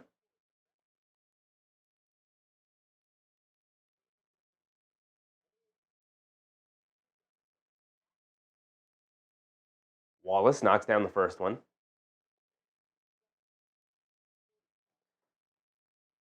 I guess the NBA around the league are doing these alternate courts as well. These like city edition courts. I don't like the Hawks court. They have like this green semicircle under the rim. I don't like it. Don't like it. What is with changing up the color scheme this drastically? I don't like it. Who is this? Javonte Green driving it down, turns it over, and then Okongwu turns it over again, and then Stewart can't hold on to it and turns it over again. A 3-turnover mishmash there. Hawks gave it up, Pistons gave it up, Hawks gave it up, Pistons gave it right back. Okongwu has it up top, driving to his left, spins to his right, Euro steps down the lane, scoop layup, misses the point-blank layup. Okongwu, come on, brother. And now here come the Pistons pushing it the other way. Cunningham has it up top, dancing around the Stewart screen, coming to his right. Stops, turns, gets it over to Stewart, middle of the lane, kicks it out. Lanier a 3. Chaz Lanier knocks down the 3. Doesn't matter who the Pistons throw out there right now, everybody contributing. Alexander Walker hands it off to Houston, up top, or hands it off to Newell, up top to Wallace. Wallace dancing with it, kicks it out to Houston. Houston, a right wing 3. Rattles in and out halfway down, but he can't get it to stay with 10 minutes to go. A little over 10 minutes to go. Cunningham bringing it down, coming to his left. And they call a foul on Caleb Houston, getting a little too handsy with Ron Holland, knocking him to the ground. Kay Hazy said, Toppin on the Hogs bench, staying employed. Shout out Jacob Toppin. Once a Nick, always a Nick. I didn't like that you were on the team not doing anything, taking up a roster spot, but salute to Jacob Toppin.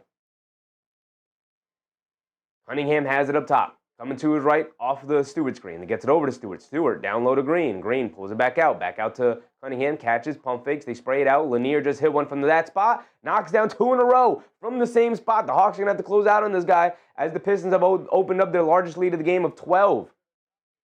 Johnson has it up top, being guarded by Cunningham. Coming to his left, putting his head down, attacking. Stops, turns, spins, gets tied up. Shovels it over to Caleb Houston, leaning down low. Can't get the lefty layup to go. Good defense from Stewart going straight up. Javonte Green shot out of a cannon, shovels it over to Cunningham. Gets fouled by Okongwu going to the basket with the left hand. Going to go to the foul line for 2 free throws, but 9:30 to go.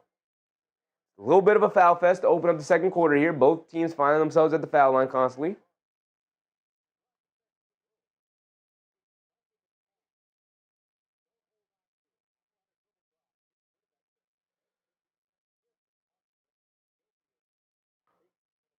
Cunningham knocks down the first free throw. Building up this lead. Dyson Daniels back into the game, trying to slow down Cade Cunningham.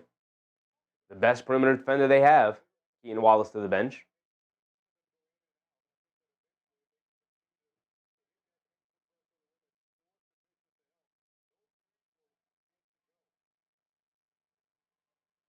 Cunningham knocks down both of his free throws.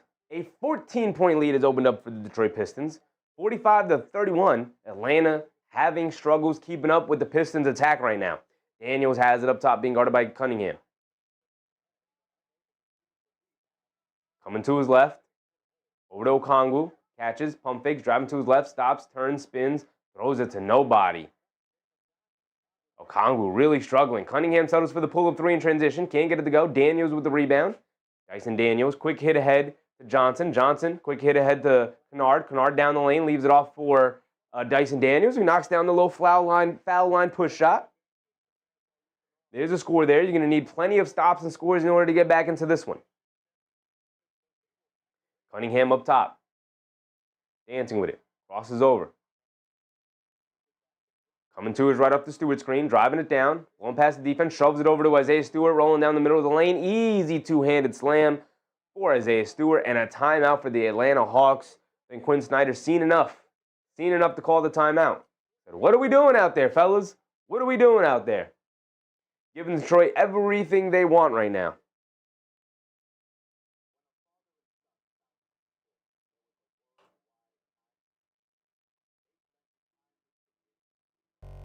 I think the game plan, if you're going up against Cade Cunningham, which is obviously easier said than done, don't bring 2 to him. He's too tall and too good of a passer. Can pass over the top. Don't bring 2 to him. You're just going to have to trust your one-on-one defense and force him to be a scorer, right? Don't let him blow by you. Try to force him into some perimeter shots. Because if he's hitting those, then it might be a long night for you. But I don't think the Atlanta Hawks have done a good job of taking anything away from Cade Cunningham. They're letting him get to his right hand over and over again. They're not keeping him out of the paint. They're not forcing him into jump shots. The jump shots Cunningham has taken tonight are ones that he very much feels comfortable taking. A couple of pull-up shots, a couple of open looks. But outside of that, even when they bring a double team, it's a soft double team, and he's swinging it out to guys like Chaz Lanier and Dennis Jenkins, who are just wide open from 3. Hawks are just giving the Pistons everything they want, and the Pistons are absolutely taking advantage of it. All the way so much that they're up by 14 here, 47-33, the largest lead of the game. 6 assists already for Cade Cunningham. We'll go through the box scores at halftime. But we can go around the league real quick. We can see Magic Warriors at halftime, 67-60. 67 first half points for the Magic. Starting to figure it out offensively. Here comes the Orlando Magic. Celtics Nets locked into a tight one so far. The only other game that's tipped off is that NBC game, Grizzlies Spurs. No Victor Wembanyama. Spurs are going to have to figure out a different way to win. They were battling up top with the elites of the West, but without their star player and a really young team still, see if they're going to be able to stay alive. Obviously, also still down Dylan Harper. So no Wembanyama, no Harper. But you still have Steph Castle. You got the returning De'Aaron Fox. Let's see how the Spurs are going to be able to handle that. They are going against the tumultuous Memphis Grizzlies, having a really, really tough year this season.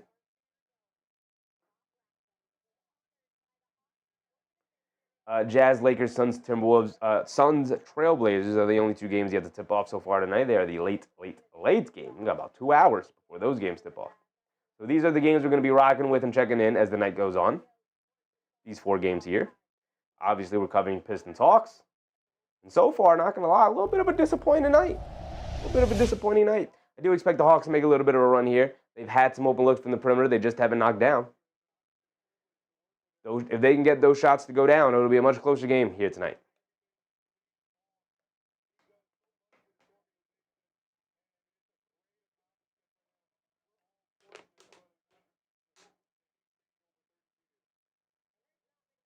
Dyson Daniels bringing it down, trying to figure something out for the Hawks here. They get over to Johnson. Johnson being guarded by Javonte Green. Johnson coming to his left. In the mid-range, pump fakes, spins, gets caught in the air, throws it over to Okongwu. Okongwu kicks it out to Vic Krejci. Vic Krejci over to Dyson Daniels, dancing with it against Cunningham. Stops, turns, spins, kicks it out to Okongwu. A right wing 3. I don't think that's the guy Atlanta really wants to get open shots from. They swing it over to Johnson. Johnson up top. He's going to settle for the straightaway 3. Can't get it to go. And the Atlanta Hawks really settling for shots so far here tonight. Detroit's defense has been spectacular. But the Pistons not making it too hard on them. They get it up top to Stewart. Stewart coming to his left, hands it off to Cunningham. Cunningham gets caught in the air, but leaves it off for Javonte Green, a wide open right wing 3, and he splashes it. Atlanta's getting lost on really simple actions from the Pistons here. Defense not good, offense struggling. Is a recipe for a 17-point deficit, I'll tell you that. Johnson has it up top, being guarded by Holland. They get it over to Vic Krejci. Vic Krejci, a right wing 3, and he gets it to go down. He's one of the guys who's been red hot during this Atlanta Hawks run. But if there's anything I could say about the Atlanta Hawks, is don't count them out. Don't count them out. They can get real feisty and go on runs. And Detroit is still a pretty young team as they just out-execute the Atlanta Hawks right now. They are executing them to death. Cade Cunningham hit Stewart in the middle of the lane, who hit Ron Holland coming along the baseline for an easy layup. Easy layup. Jalen Johnson, a pull-up mid-range jumper, can't get it to go over Stewart. Cunningham with the long rebound. Quick outlet to Holland. Holland driving it down, has it on the left wing up top. They swing it over to Cunningham. Catches, pump fakes, gets into the middle of the lane, leaves it out. Chris Lanier 3, same spot, same result. 3 in a row for Chris Lanier. Literally same exact spot. And another timeout for the Atlanta Hawks as Quinn Snyder is like, guys, we just talked about this. We just talked about this. You guys aren't communicating defensively. A 19-point lead is opened up for the Detroit Pistons. Am I cursing NBA teams, guys? Am I cursing NBA teams? Because how is it that every time I tune into what should be the game of the night, the other night we tuned into Milwaukee, LA, and the Lakers had a 31-point lead at halftime. And tonight, the 2 hottest teams in the Eastern Conference, the Detroit Pistons, the Atlanta Hawks. We tune in tonight, and the Hawks are just terrible so far to start. Now, salute the Detroit Pistons. They're playing fantastic, but the Hawks aren't holding up their end of the bargain at all right now. Hey, Hayes said this is a damn scrimmage for the Pistons. Yeah, with the level of competition that the Hawks are providing right now, just a lot of standing around, not a lot of cutting, not a lot of energy or juice so far. What is going on, Atlanta? What is going on? Goo BS, what's up, Goo? Is Duren injured or something? No, Duren's out there. Just on the bench right now getting addressed. Trust me, they're not going to need a whole lot of anybody so far with the way this game is playing out so far. They're not going to need a whole lot of anybody for the most part. Jay Hammer said Hawks need to run. I think the Hawks definitely have a run in them, but you can't get down by too much here. They're already down 19.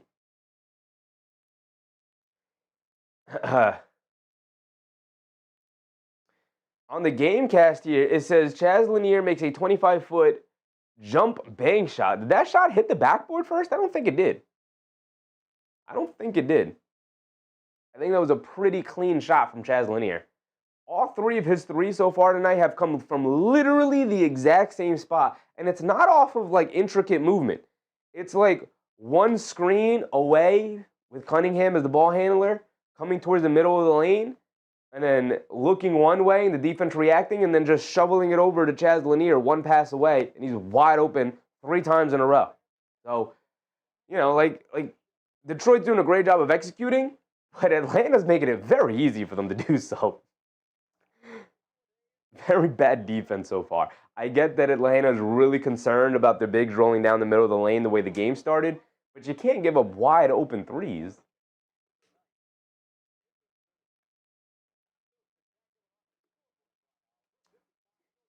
Here we go. We got some substitutions going on.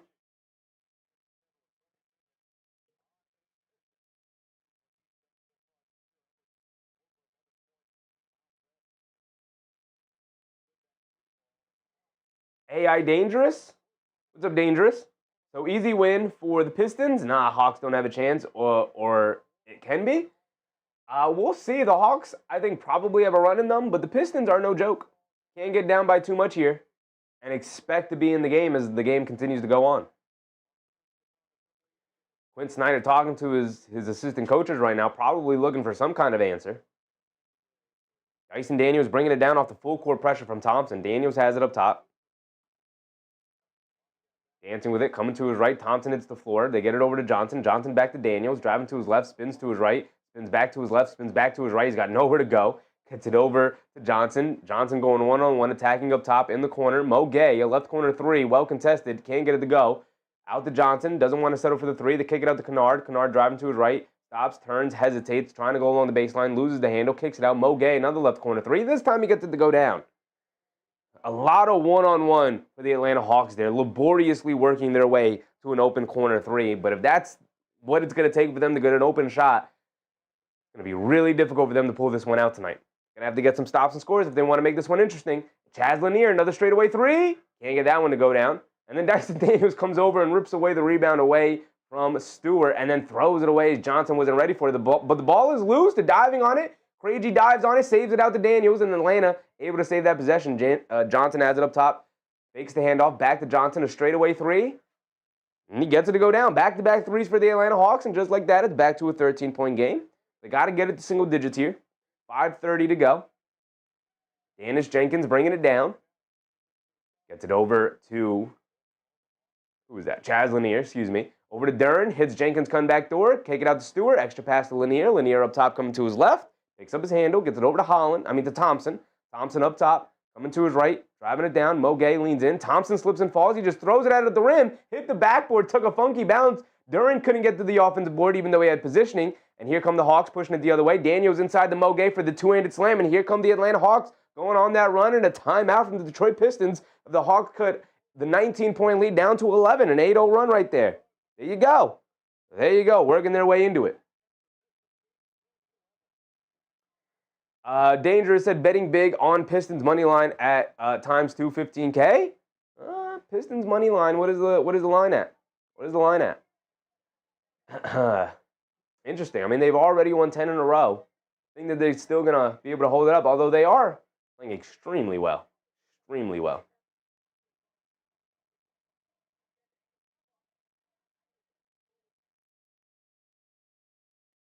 Full timeout for the Pistons here with 5 minutes to go in the second quarter.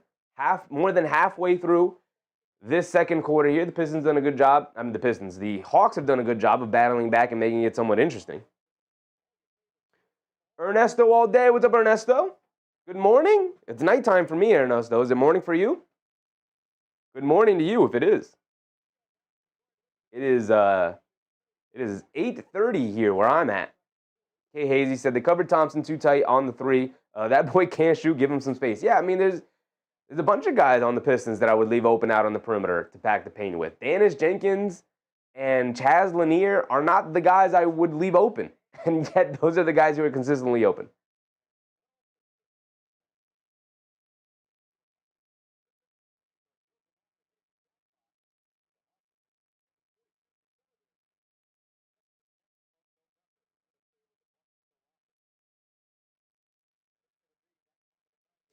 Dennis Jenkins gets it over to Javonte Green. Now up top to Jenkins. Jenkins being guarded by Daniels. They get it over to Robinson, curling off the screen, but he gets fouled by Vic Krejci. Alexander Walker's to the scores table, getting ready to check in.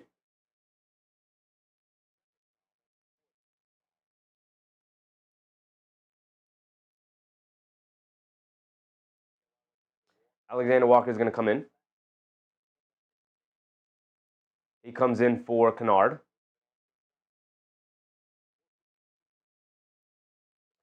$4:50 to go here. They get it into Jenkins, being guarded by Daniels. Now over to Robinson, back to Jenkins, coming to his right off the screen. Hesitates, has it in the corner. They've shown two bodies, got nowhere to go. Inside pass to Javonte Green, somehow found that pass to get through. Great pass, but bad defensive coverage from the Hawks yet again. Said that many times so far tonight. Mo Gay has it up top in the high post, gets it out to Johnson. Johnson driving to his left, spins to his right, kicks it out to Alexander Walker, catches, pump fakes, coming to his left. He's got space for the mid-range jumper, and he got it to go. One way to build some rhythm there. Basket for basket, two-pointer for two-pointer.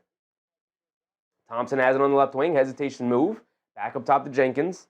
Jenkins being guarded by Daniels. Crossing over to his right, dancing with it, coming to his left, gets it over to Duren. Duren has it up top. Hits Danish Jenkins' back door, and he gets the easy layup. Beautiful pass from Jalen Duren there.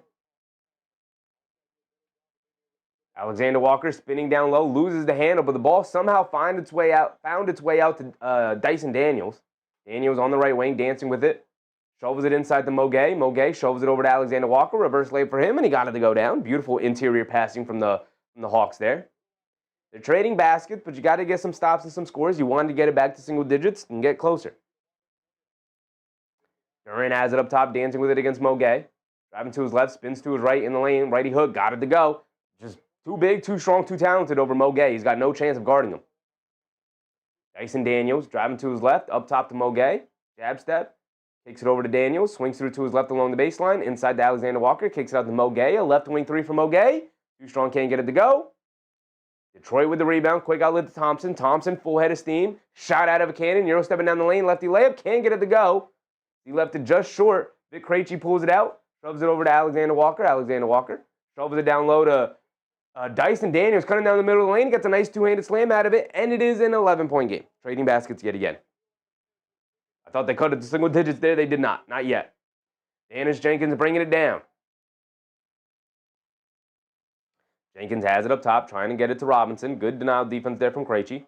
Get it over to Duren. Duren driving to his right, crosses over to his left, spins to his right in the lane. Pump fake, kicks it out to Robinson. Robinson fakes the pass, tries to kick it out, gets knocked into the air. Green picks it up. He's got to chuck it up with the shot clock winding down, hit the side of the backboard, and a shot clock violation for the Detroit Pistons. They're good defense from the Hawks that time, and they forced a turnover. Exactly what you need. You want to stop and a score. Got to get it to single digits. Got to get over that hump first.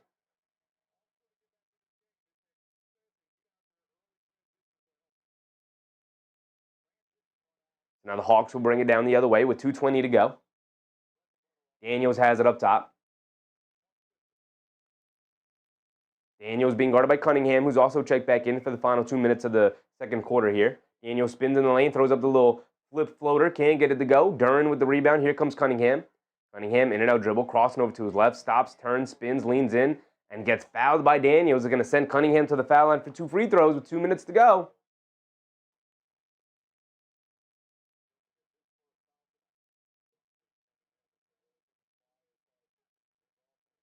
So Cade is at the foul line for 2.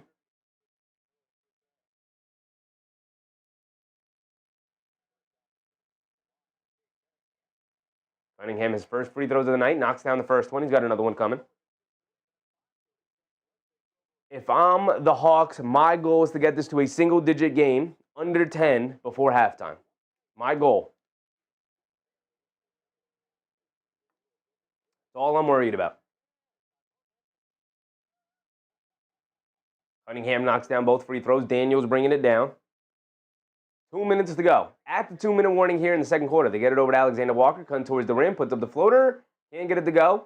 Cunningham with the rebound, shot out of a cannon, bringing it down the other way. He's going to slow it down on the right wing, set up their offense. He's going to run the pick and roll with Duren, coming to his left off the screen. And they call a moving screen on Jalen Duren. Alexander Walker sold it well. There's a flop. There's the flop. We got Paul Reed with the flop earlier. Alexander Walker gives it right back to the Pistons. Exaggerating the contact, selling the foul call. If you could sell it, go ahead and sell it. Daniels has it up top. Gets it over to Alexander Walker on the left wing. Gets it out to Daniels. Daniels up top, coming to his right, dancing with it. Tries to get it over to Johnson. Bad pass, turnover. Green able to pick it up. It's a 4-on-1. They throw the lob to Cunningham. He gets an easy two-handed slam out of it. Back up to 15 just like that. Cade, Cunningham, and Jalen Duren came back into the game and pushed that lead right back up. Johnson has it on the right wing. They're going to need an answer. Johnson, cross-court pass, gets knocked into the air. Back up top to Johnson. He's going to catch, pump fake, drive it down in the lane, hop step, knocked out of his hands.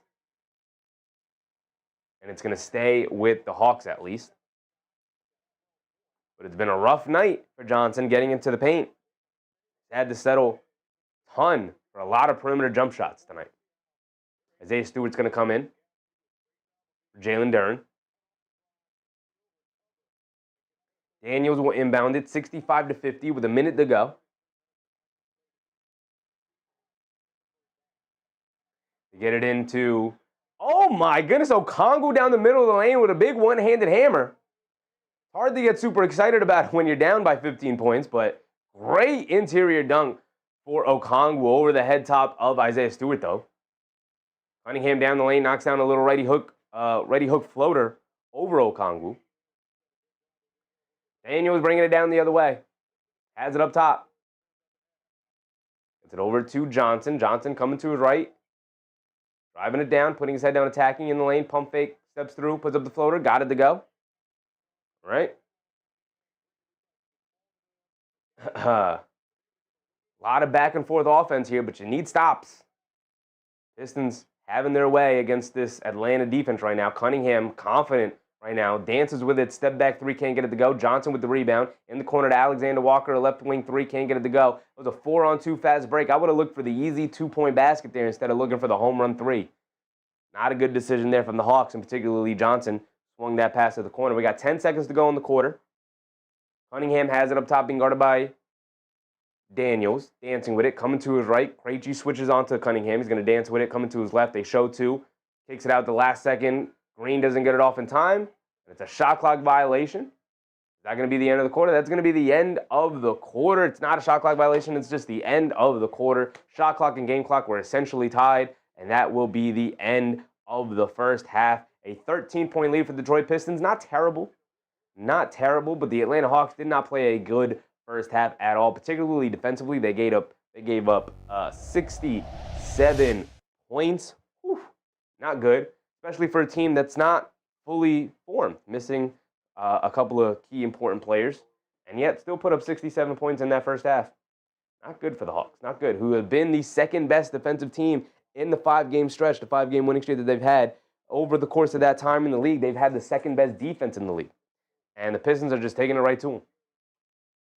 I don't think the Pistons have played a very good game overall tonight, but there's that. There is that. The Warriors Magic locked in a pretty tight one. It looks like the Magic have held control of this game for the most part all night, but it is only a 5-point game with 8 minutes to go in the third quarter. Desmond Bane with 14, Curry with 25 and 8. Steph Curry still doing Steph Curry things all these years later. Celtics Nets locked in a tight one. Boston having trouble with the Boston Celtics having trouble with the Brooklyn Nets. Pritchard does have 19 points. One of Pritchard's better games this year. Probably his best game. He's 5 for 8 from the field. All 5 of them, all 8 of the shot attempts are from three-point range. 5 for 8 from the field and 5 for 8 from the three-point line. He's got 17 points in 17 minutes. 11 points for Anthony Simons off the bench. Outside of that, not a whole lot of help around or all around. Going toe-to-toe with Michael Porter Jr., who's put up 18. Igor Demon's got 12. He's 4 for 4 from three-point range, Igor Demon. Outside of that, not a whole lot. You're really here watching like 4 players in this game. They're sitting at halftime right now.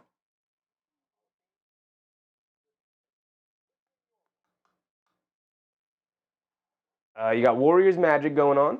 We will get to the box score Pistons Hawks in a second, but let's go around the league a little bit first. Get rid of these injury reports now that we're done with them. Everybody is playing for the Warriors for the most part.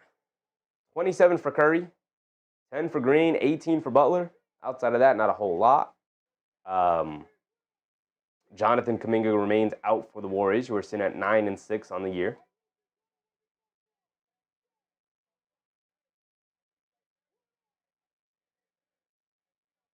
Wagner with 12. De Silva in the starting lineup with 15. Still no Paolo. And it seems like the theory that the team is better without Paolo is going to remain true, at least for now. We'll see what happens when Paolo Banchero gets back. Is the team really starting to figure it out? Or are they just better playing through Franz and not through Wagner? We'll see. We'll see. Time will tell. Bane with 14, Suggs with 12. So everybody kind of chipping in here. Even Wendell Carter Jr. has got 9. Anthony Black with 11 off the bench. They're really starting to figure out their offense here. Anthony Black is a plus 18. In his 14 minutes, a plus 18.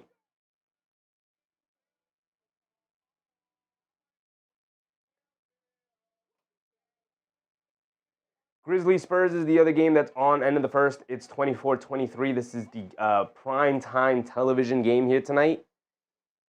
Not a great one with all the stars being hurt right now, but you do get an opportunity to watch Cedric Howard. He only has 3 points, knocked down 1 3. Jaren Jackson Jr. not delivering on his star power. He's 1 for 5. Zach Edey is back in the lineup, though. Shout out Zach Edey, who's back. He's got 6 points. Not much else going on. As for the Spurs, you only got 2 points from Fox, 2 points from Vassell, 6 points for Sohan. Not a good night for the primetime television game. I mean, it should have been interesting, right? Should have been interesting with Wembanyama and Morant. Remember, Morant had the big dunk over Wembanyama, so have those two guys go back at it.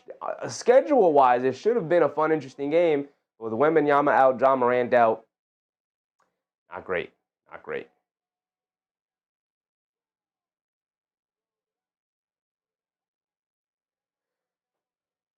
Secret of truth. Any news on LeBron?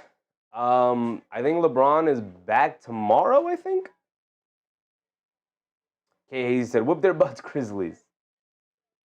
I think LeBron is back tomorrow, I think. Not 100% sure, though. Karen, what's up, Karen? Just got done watching Michigan State beat Kentucky. Really?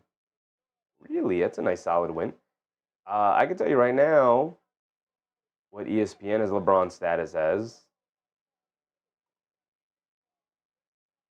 Aiming to make his season debut Tuesday against the Jazz. So tomorrow.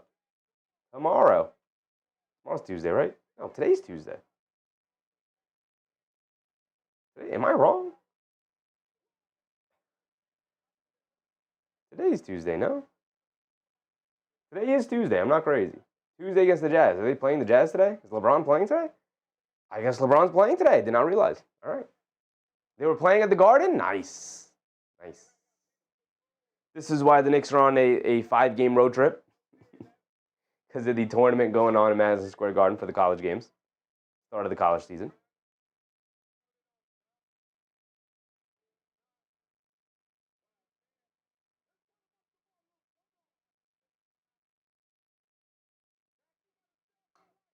So now we could actually go through this. The Magic built up a 12-point lead over the Warriors. There you go.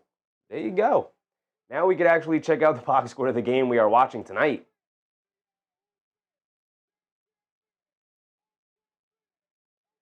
Jalen Duren with 10, Cade Cunningham with 10. Very easy scoring night all around for them. Cunningham's a plus 15. Don't love that stat, but it's there. Cunningham with, 10, 6, and 8 assists. Just carving up that Atlanta Hawks defense right now. Bernard Johnson, what's up, Bernard Johnson? How am I doing? I'm doing pretty good. How are you doing, Bernard? How are you doing?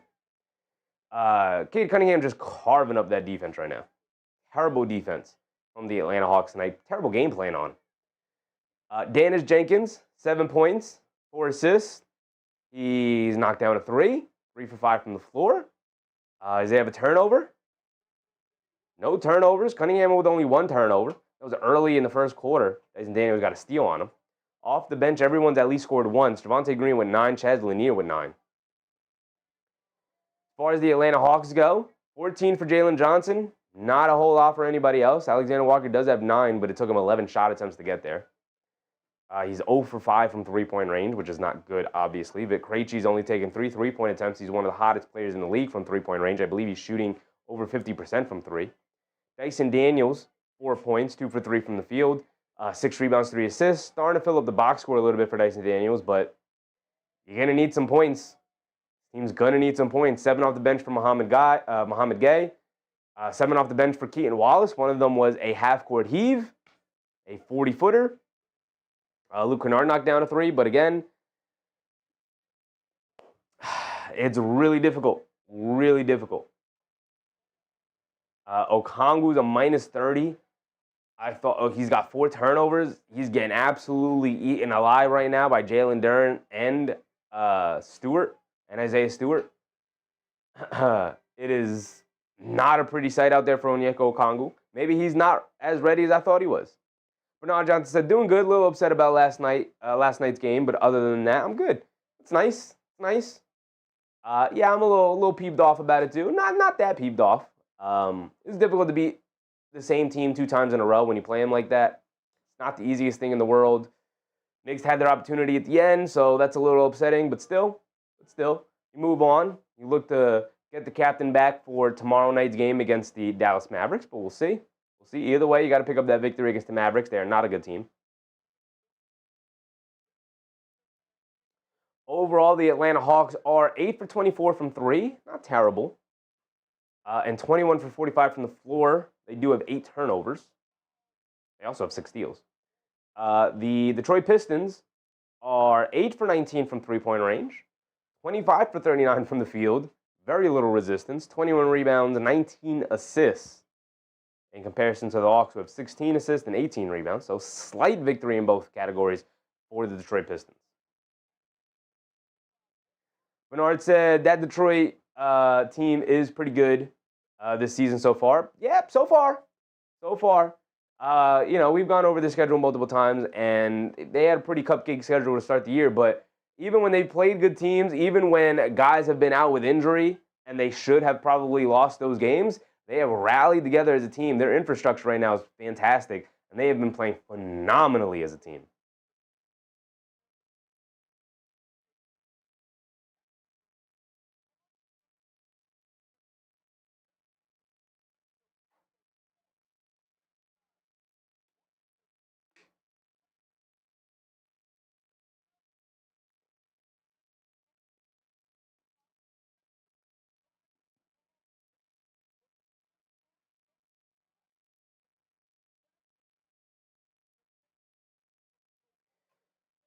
Other than that, I mean, Okongwu is really the only big they have available tonight with no Porzingis, no Risacher, struggling to find big bodies right now.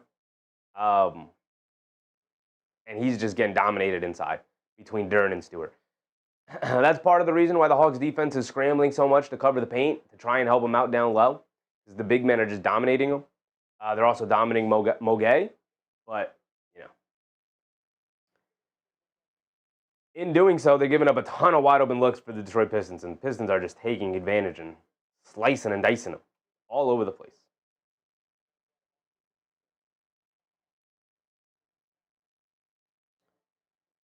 Still a 10-point game between the Magic and the Warriors here. Jalen Johnson so far is averaging 24, 12, and 9.5. Right? They just have it up on screen here. He was the player of the week during the 5-game winning streak. So as a matter of fact, we look at his points. He's got 14 points, but I don't think he's got too much else going on for him so far here tonight. Jalen Johnson, even in the rebounding department, let's see. 14 points, 4 rebounds, 5 assists. I guess he does. I guess he is. He is stacking up the stats here, but they're going to need a whole lot of help to crawl out of this hole right now because they don't seem like they have an answer with the Detroit Pistons at all. Kieran said, hoping Pistons bigs get better and back by the time the schedule tightens up. True. Bernard Johnson said that young man Cade Cunningham is the truth. I do like his game though. I've loved Cade Cunningham since the first time I saw his high school tape. I was like, oh, like legit big point guard, not just big tall wing who handles the ball a lot, but like legit point guard who just happens to be like 6'6", 6'7", right? I was like I watched all of those Oklahoma State games, even though that Oklahoma State team was bad. Was really impressed with him in terms of him as a leader. Was always impressed with the interviews he gave. Was never questioned whether or not he should have been the number 1 overall pick. Was 1,000% in favor of him being the number 1 overall pick. And then I was like, yeah, he'll be a star. Like, no questions asked. He'll be a star, no problem. And, when his career didn't get off to the degree that I think a lot of people wanted to see it get off to, I was like, yeah, but he's still a star. He's still going to be like a franchise cornerstone level player. Like, he's still that guy. And I'm happy that he finally got to that point. Now, it sucks that he now stands in the way of our New York Knicks. But, I do love him. If I had to rank my favorite players in the league, it would probably be Giannis is my favorite player in the league. Cade has probably risen up to number 2 now. Right? Giannis is undoubtedly number 1. Cade is probably number 2. I can't think of who my top 5 would be, but those are the 2 guys who, if they're playing and I got an off night, I'm gonna throw them on the TV. Like, they're box office to me. Jay Hammer said New York needs to sign Taco Fall next year. Come on, brother. Come on, man.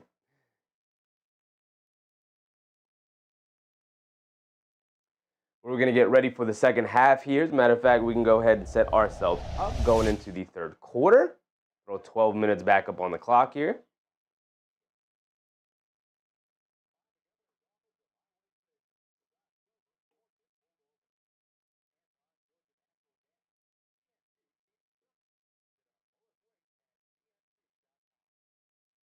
Also, we can get our game cache ready to go here.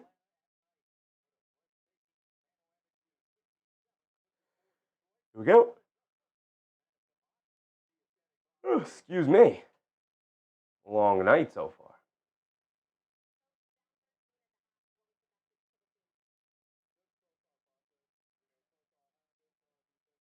Is that Epe Udo? Look at Epe Udo, the assistant coach for the Atlanta Hawks. Who would have guessed he'd end up as a coach? Epe Udo, former lottery pick of the Golden State Warriors back in the day, if you guys didn't know.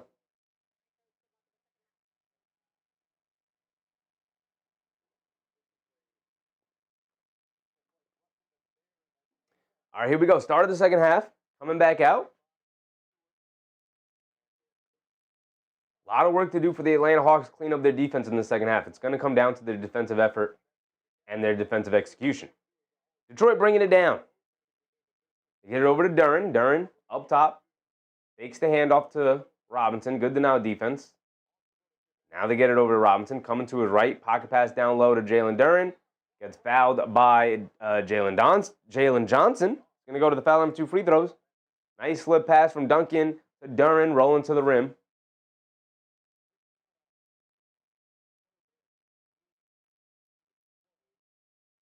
Good foul from Johnson. Just send Duren to the foul line for 2. Hope for a miss here. Don't give him any more easy baskets. And Duren misses a free throw. There you go. Now it becomes a very good foul. Bernard Johnson, the Raptors are 9-5. Wow, unbelievable. They are starting to pull it together. I did not have faith in them that they'd be able to pull it together, but they are pulling it together now. See how sustainable it's going to be. Duren missed the first one, knocks down the second one. And Jalen Johnson will bring it down by 14 to start the second half. Johnson has it up top, coming to his right, dancing with it in the corner. Okongwu, no hesitation, right corner 3, and he knocks it down.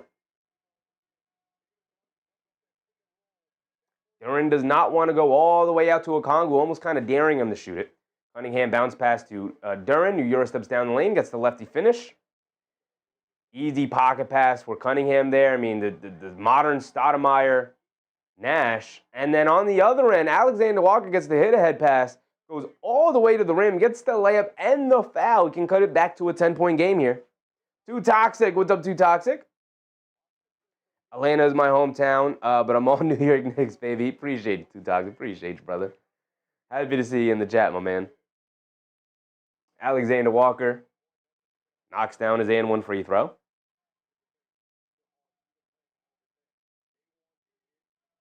Cunningham bringing it down. Gets it over to Robinson. Robinson up top. Gets it over to Duren. Duren hands it off to Cunningham. Cunningham attacking to his right. Leans in. Slips and falls. Loose ball. Johnson able to pick it up. Cunningham's on the floor, so it's a 5-on-4. Full court bounce pass for Jalen Johnson. A risky pass. It made it all the way to where he wanted it. But Vic Krejci did not know that he was supposed to cut to the basket there. Miscommunication between those two guys. Jenkins up top, gets it over to Cunningham. Cunningham on the right wing, coming to his right, dancing with it against Daniels. Now coming to his left, foul line pull-up jumper off the nice screen. Long rebound out to Duren. Duren picks up his handle, hands it off to Cunningham. Cunningham bounce back to Duren. Inside pass to Stewart. Leans in, throws up the righty hook shot. Got it to go over Okongwu. And Okongwu's really struggled tonight against the two bigs. And now they start the second half with the double bigs. I didn't even notice. They got Stewart and Duren both out there. Get over to Alexander Walker, but an off-ball foul on Robinson.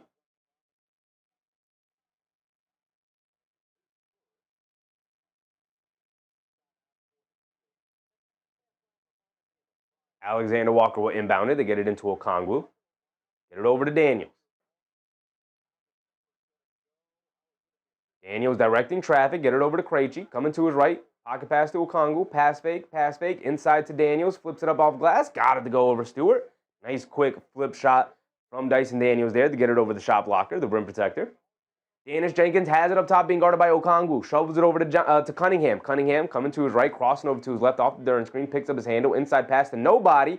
Johnson picks it up. Duren hit the floor. It's a 5-on-4 yet again. Johnson's just going to put his head down and bully ball his way to the basket and gets fouled by Danish Jenkins and Cade Cunningham. He's going to go to the foul line for 2 free throws.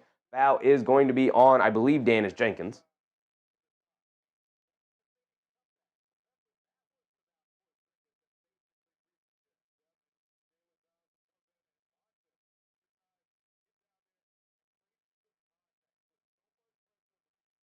So Jalen Johnson at the foul line for 2. But we're going to get a full timeout from the Detroit Pistons first. This could be the opportunity Atlanta needed in order to cut this lead down to single digits. They're going to be at the foul line down 10 for Jalen Johnson. You can cut it, obviously, to 8. Getting it back to single digits. That's getting over the first hump. There's going to be multiple humps here in order to make the full comeback. Right? You got to get over the first hump and get it to single digits. That's first of all. Then get it to a one-possession game, at least 3.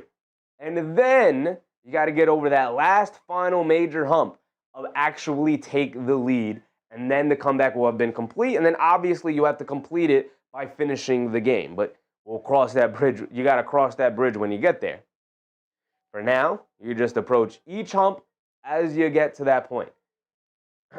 They were down by as many as 19 points. Detroit had all the momentum in the world, and they were just picking apart the Atlanta defense left and right. Now Atlanta's starting to tick up their defensive pressure a little bit, forcing some turnovers here.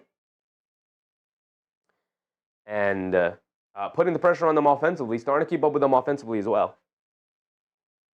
Actually knocking down some shots to start the second half. 9:45 into it.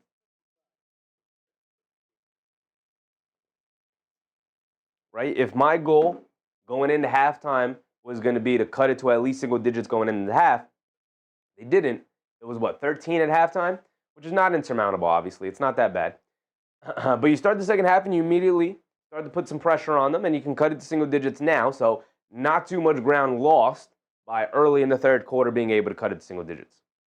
Dangerous said, Pistons money line, I hope they will win. I bet 15K, man, I believe the Pistons in Detroit.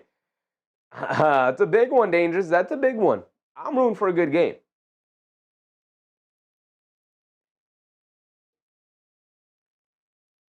But coming out of the timeout, we'll have 2 Jalen Johnson free throws. Atlanta starting to build some momentum, so Pistons had to call the timeout at some point. Smart timeout there before the momentum for the Pistons really starts to grow. Smart timeout to call it here before momentum can really start going for the Pistons.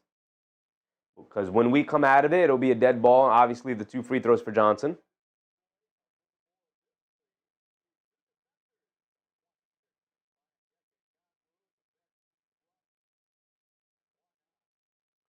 So Johnson's coming out to take his 2 free throws.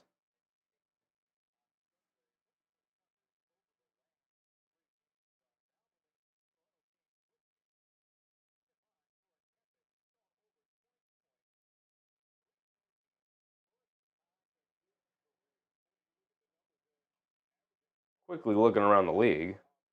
These other games are further along than this one. End of the third, or start of the fourth, I should say. Oh, that one. Johnson knocks down the first one. Johnson knocks down the first one.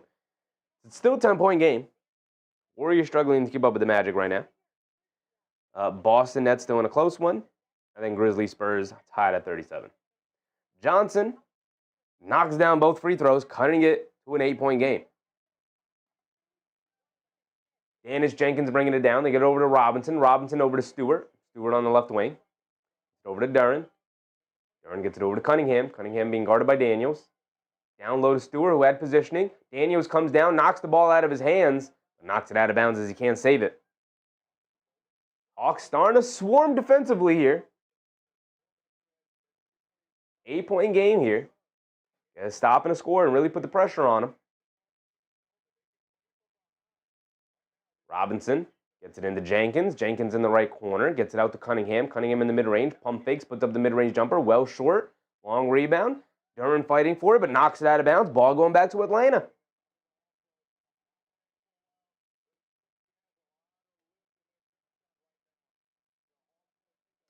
Johnson coming to his right. Putting his head down in the mid-range. Pump fake. Steps through. Gets caught in the air. Saves it over to Daniels. Now hands it off to Krejci. Back to Daniels. Jab step, driving to his left. Gets caught in the air. Tries to kick it out. Johnson recovers it up top. Johnson one-on-one with the shot clock winding down against Stewart. Stops, turns, driving it down. Puts up the floater off glass. Can't bank in the little floaters. It rolls off the side of the rim. And now here comes Detroit pushing it the other way. Detroit looking to retake the momentum here. Cunningham driving it down. Euro steps down the lane. Puts up the floater. Can't get it to go. And a late foul call on Okongwu, and Cunningham thanking the basketball lords for that foul call there. He'll go to the foul line for 2 free throws, trying to push it back to 10.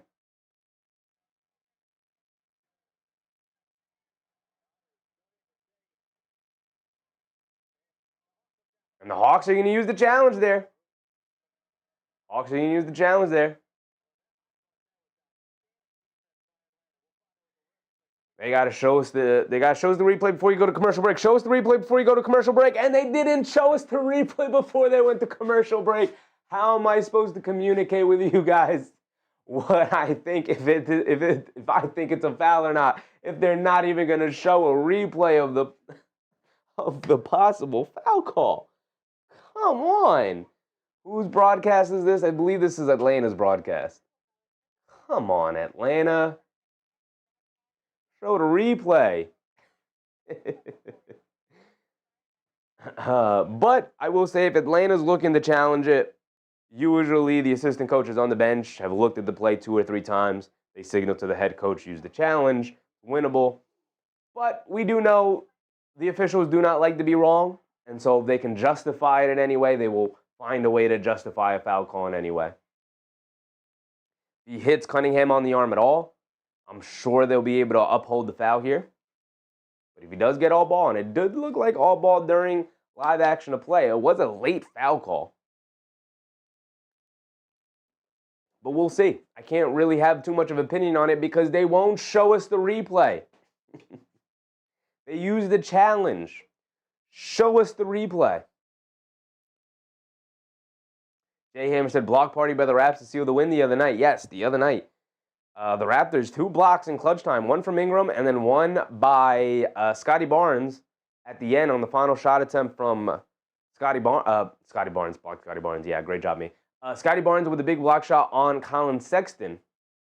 Sexton was under the basket, tried to get it up on the glass quick, and Barnes able to stuff it against the rim at the buzzer, and that ended the game. Here we go. Are you gonna get me back? Nope. We're gonna still stay stuck on the game break screen. Thank you, NBA League Pass. You're pretty fantastic.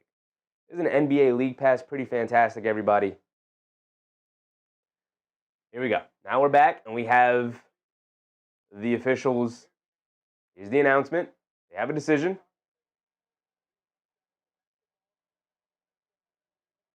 Overturned. No foul. Atlanta had imminent possession as well, so the ball will go back to Atlanta. Great challenge for the Atlanta Hawks.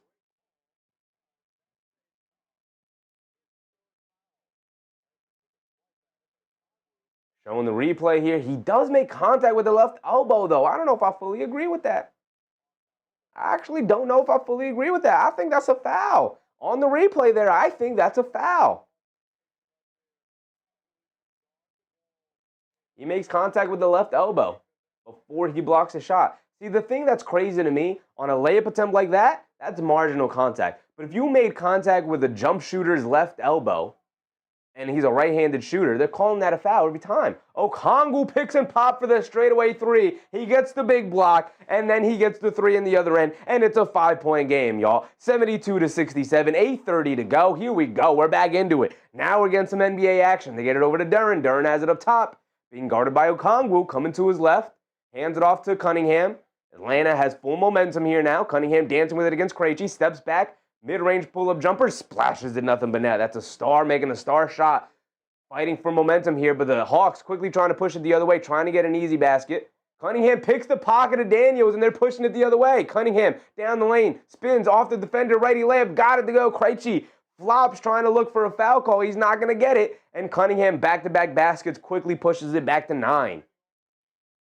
Daniels has it up top, and just like that, momentum is kind of quelled for a bit. Daniels gets it out to Okongwu, hands it off to Alexander Walker, coming to his right, hesitates, now driving it down all the way to the rim, shovels it over to Daniels, flips it up at the basket, and got it to go over Stewart. Beautiful pass from Alexander Walker, beautiful cut from Dice Daniels. Both of those guys building nice chemistry as the season goes on. Jenkins gets it over to Cunningham up top, being guarded by Daniels. Coming to his left off the Duren screen. Crossing over, driving it down, putting his head down, attacking, stops in the mid-range, cross-court pass in the corner, and right through the fingertips of Duncan Robinson, who was wide open in the right corner. Just right through his fingertips, and the Atlanta Hawks quickly pushing it the other way. Up top to Johnson, they spring it over to Okongwu, and Okongwu tried to go to the handoff with Daniels, but Daniels cut to the basket, and Okongwu throws it out of bounds, ball going back to the Pistons, and here come the Pistons. 7-point game, 76-69, 7 minutes to go. Jenkins has it up top, coming to his left, driving it down, leaves it off for Stewart. Stewart pump fakes, coming to his left, hands it off to Cunningham. Cunningham being guarded by Daniels. Cross-court pass to Jenkins. Jenkins out of the right corner. Driving along the baseline, stops, turns. Up top, Cunningham, a three. He's been off all night. Continues to be off from three-point range, but Stewart right there with the offensive rebound and putback.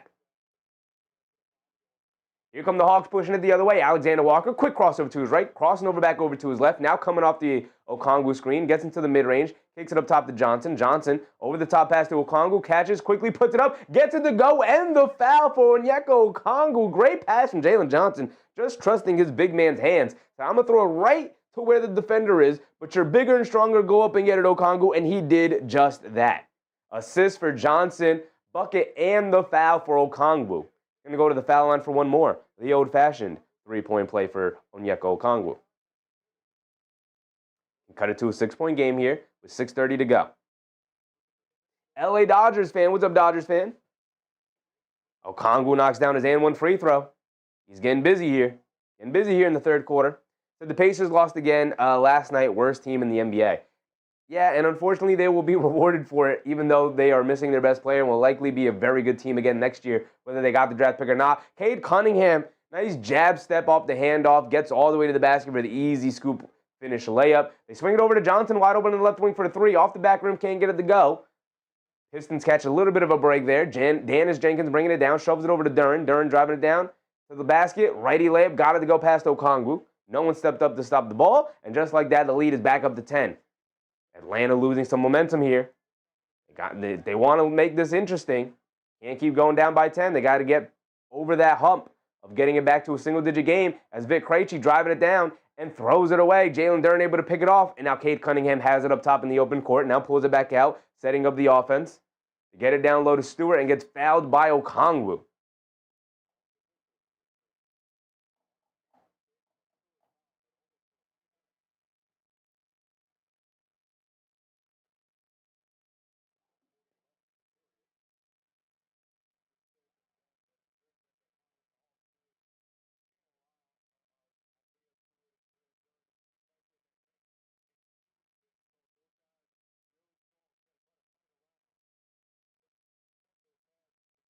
Cunningham up top, coming to his right.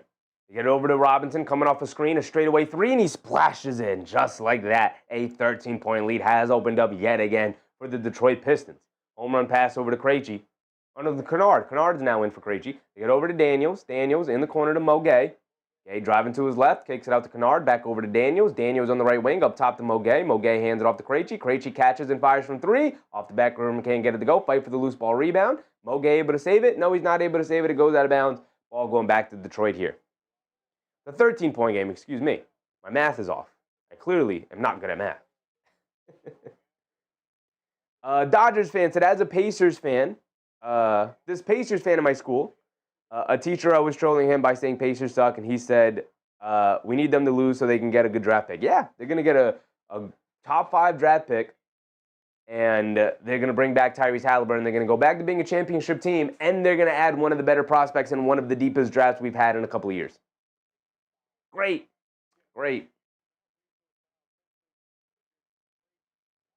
Thompson has it up top for the Pistons. Gets it over to Cunningham. Cunningham on the right wing. Swings through to his right. Throws the lob over the top to Duren. Just catches. Goes up. Gets blocked by Moguet. Gets stuffed at the rim. Good defense from Moguet there. Over to Jalen Johnson. He's going to put his head down. Drive in the lane. Stop. Pump fake. Turns. Spins. Kicks it out to Krejci. Extra pass to Kennard. Extra pass to Moguet. Moguet right corner 3. He got the block. Can't get the 3 to go. They'll fight for the rebound. Knocked out of bounds by Daniels. It'll remain or go back to the Pistons here.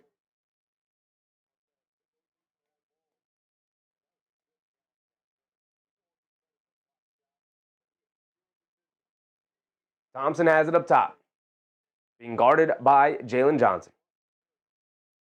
Get it over to Cunningham. Cunningham being guarded by Daniels. Coming to his right. Driving it down. Stops. Step back. Baseline pull-up jumper. Too strong. Can't get it to go. Fight for the rebound. Knocked out of bounds. Going to go to the Hawks. 4:30 to go here in the third quarter. 13-point deficit for the Hawks. Haven't made a dent into the lead. They were down by 13 at halftime, still down by 13, 4:30 left to go. They got it as close to 6, right? And now it's back up to 13. Daniels bringing it down. Has it up top. Gets it over to Johnson. Johnson coming to his right, dancing around a Vic Krejci screen inside to Krejci. Tries to quickly put it up off glass. Gets knocked off the glass by Thompson on the great block. And then Cunningham down the lane. And he gets the goaltend call and the foul. Bad decision from Jalen Johnson to try and go up and block that.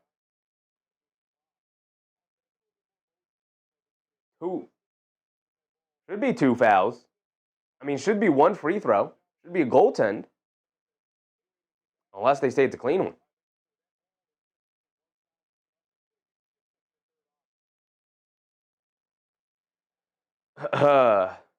Dodger fans said allergy season is so unfortunate, and it's cold in New York. So stay safe, everyone. God bless you. Appreciate you, Dodgers fan. Appreciate you. Allergies do suck, especially up here in the Northeast when it gets cold.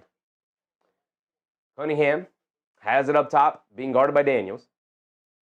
Dancing with it, coming to his left. Cunningham tries to get it along the baseline to Javonte Green. Kennard picks it off. Kennard rushing it down, gets it over to Johnson. Johnson driving it down to the basket. Scoop lay with the left hand. Got it to go for Jalen Johnson. Nice finish at the rim. 11-point game. Cunningham bringing it down. Stops and scores are what you need if you're the Atlanta Hawks. Cunningham has it on the left wing. They show 2 defenders. Picks up his handle. Gets it out to Duren. Out on the perimeter. Oh, that's Paul Reed. Excuse me. Paul Reed coming to his right. Stops. Turns. Spins. Kicks it over to Javonte Green. Back over to Paul Reed. A bullet pass. Gets to the basket. High flips it up with the left hand. Doesn't even use the backboard, but gets it over the outstretched hands of Jalen Johnson. He gets the lefty scoop layup to go. On the other end, they kick it up top to Kennard, who sets his feet and fires from 3. Comes up short. Moguet right there for the tip up and in. 87-76. It's still an 11-point game. 3 minutes, a little over 3 minutes to go now. Thompson up top, being guarded by Johnson. Thompson directing some traffic. Gets it over to Paul Reed. Reed hands it off to Cunningham. A deep straightaway 3 for Cunningham. In and out, can't get it to stay. He's been misfiring from 3-point range all night long. Still trying to stay confident and take him. Hey, Hazy said sub out Kennard. Not helping too much, is he? Got to get Alexander Walker back in there. They do have Keaton Wallace in now. They got Keaton Wallace, Luke Kennard, Moguet, Dyson Daniels, and Jalen Johnson. The Pistons with Thompson, Green, Holland, Reed, and Cunningham remain in there. Under 3 to go. Alexander Walker is back in. They get it over to Keaton Wallace. Wallace dancing with it. He's in for Dyson Daniels now. Wallace dancing with it against Holland. Kicks it over to Kennard. Pump fakes. Driving it down. Shot clock winding down. Stops. Turns. Spins again. Kicks it out. Jalen Johnson. A straightaway 3. He's open. Off the back rim. Can't get it to go. Long rebound over to Jenkins. Jenkins bringing it down. Has it up top. Crosses over. Down the lane. Scoop lay with the left hand. Got it to go past Luke Kennard. Quick hit ahead to Luke Kennard, and it's another bad pass from Jalen Johnson. Just thinking Luke Kennard's faster than he is. Threw it ahead of him way too far.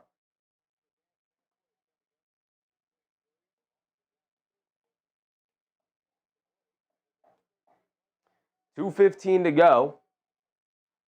And the Hawks still down by 13, 89-76, and Detroit has the ball. Thompson tries to get over to Jenkins as Jenkins gets fouled by Alexander Walker.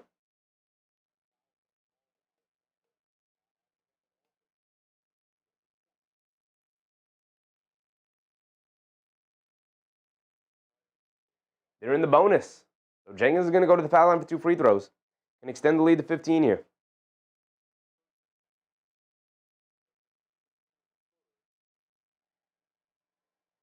Jenkins misses the first free throw.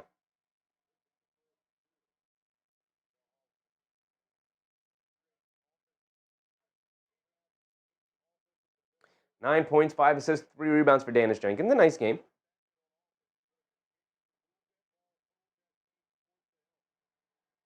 Jenkins does knock down the second one.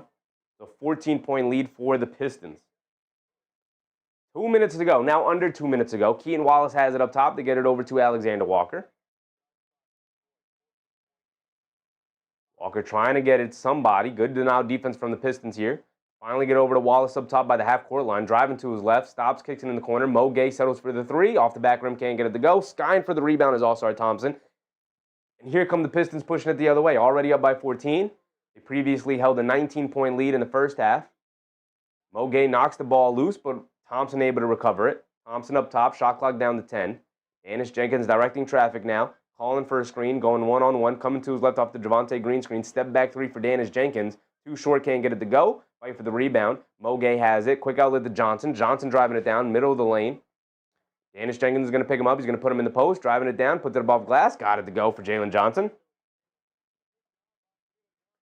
You got to get over this hump. It's a 12-point game. 90-78 if you want to make this one interesting. Paul Reed has it up top. Swings through to his right. You're going to have to make this run with Cade Cunningham on the bench and likely to start the fourth quarter on the bench. Ron Holland stops, kicks it up top to Jenkins.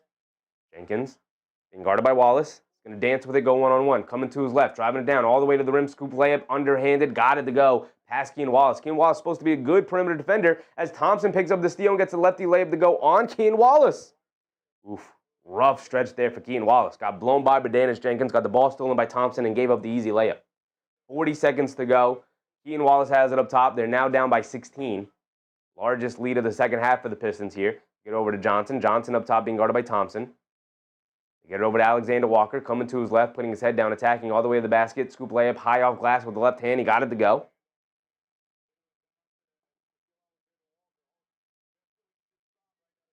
Dennis Jenkins bringing it down against Wallace. Jenkins up top, winding down the clock. Shot clock and game clock identical, separated by about a second. Jenkins coming to his right off the Holland screen. Bounce past the Holland. He wasn't expecting it. Johnson able to pick it off. It's a 2-on-1 fast break. Johnson's going to take it all by himself. Gets fouled. He's going to go to the foul line for 2 free throws with 1.8 on the clock left. He can cut it to 12 points going into the fourth quarter here. So after 12 minutes of basketball and all of that work, the Atlanta Hawks could possibly, if Johnson knocks down two of these free throws, cut the lead down by 1 point. They were down by 13 at half.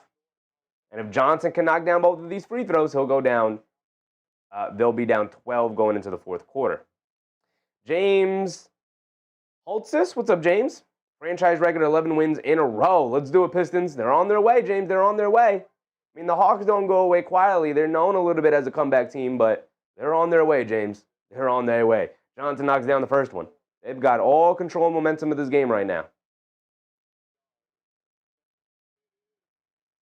Johnson goes 2 for 2 from the foul line. You get over to Thompson, 3/4 court heave, and he can't get it to go. And that would be the end of the third quarter, 94-82.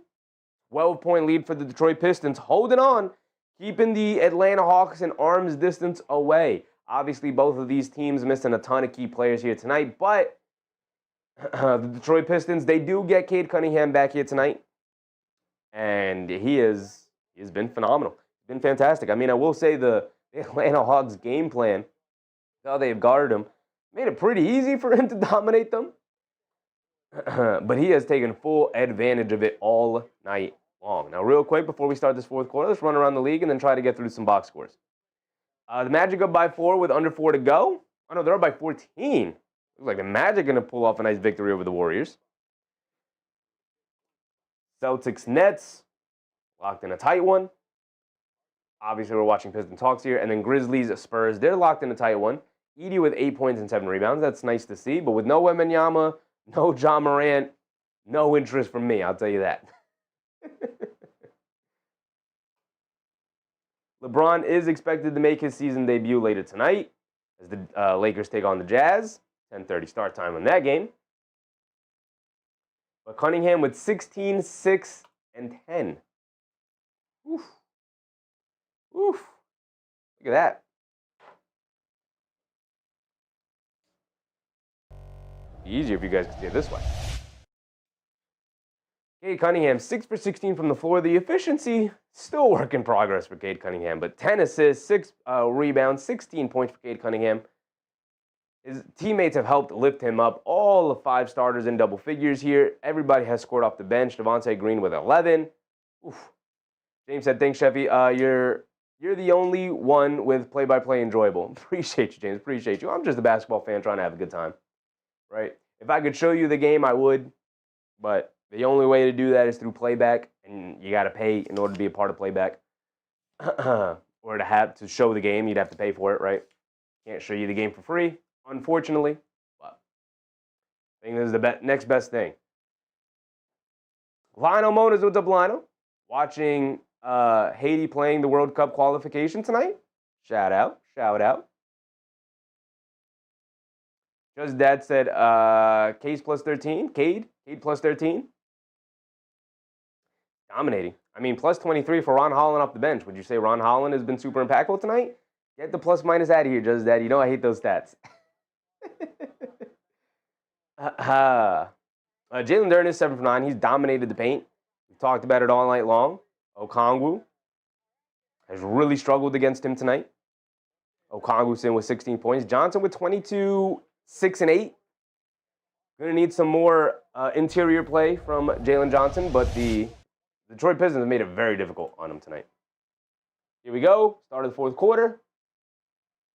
Okongwu down the lane. Throws up the righty floater over Cunningham. Got it to go up the nice handoff. Back to 10. Start chipping away at it if you're the Atlanta Hawks. Want to see a good end to this basketball game here. Don't allow the Pistons to run away with it. Thompson has it up top. Hands it off to Cunningham. Cunningham does start the fourth quarter.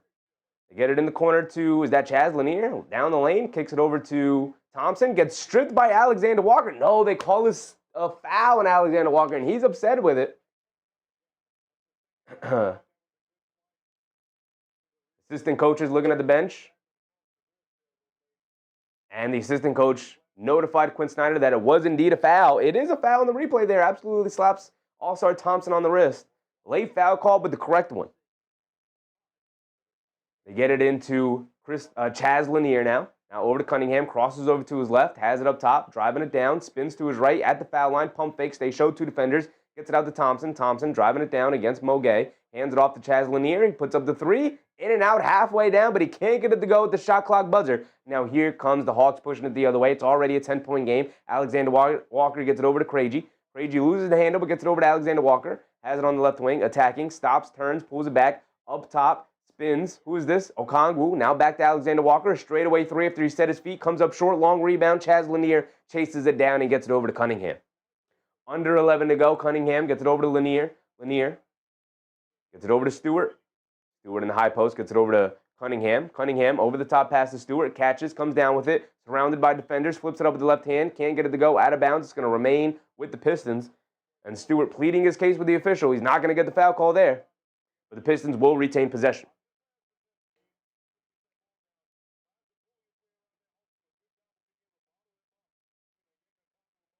Good defense. Don't see a foul there on Stewart. Marginal contact at best. Cade Cunningham's going to inbound it. Get it into Thompson. Thompson in the left corner. Knocked out of his hands by Mogay, out of bounds. Should have been a turnover. Should have been out of bounds on Thompson, but they're going to give the ball back to the Pistons. And if I'm Quinn Snyder, I'm not using my challenge there on an out of bounds play. That's absolutely out of bounds off of Thompson. But the Pistons are going to regain possession. Cunningham up top, puts up the straightaway three, rattles it in at the buzzer. He was 0 for 6, 0 for 7 from three-point range. He gets that one to go down. Extremely well contested by Alexander Walker, and it did not matter. Okongwu answers right back with a three of his own. Just go ahead, throw 3 points back up there for each side. 97-87 now with 10 minutes to go. They get it out to Thompson, extra pass. Chaz Lanier left corner three. Too strong, can't get it to go. Okongwu comes flying in for the rebound, rips it away from Stewart. Gets it out to Keaton Wallace. Keaton Wallace bringing it down. Shoves it over to Alexander Walker. Crosses over to his right. Blows past the defense. Down the lane. Scoop layup. Got it to go past Cunningham. Little Olay defense for Cade Cunningham. And it's down to 8. You got it to single digits, but you got to this point earlier in the game as well in the third quarter. So you're going to have some more work to do. Like I said, the first hump when trying to make a comeback is getting the lead down to single digits. The second hump is getting it to a one-possession game. The final hump is getting the lead. Then you have fully made it a game again. And then obviously you got to win the game to complete the full comeback. But you're going to have to come down this road. You're going to have to take these small steps. Atlanta trying to make it interesting here. Detroit, for the most part, has had control of this game all night long.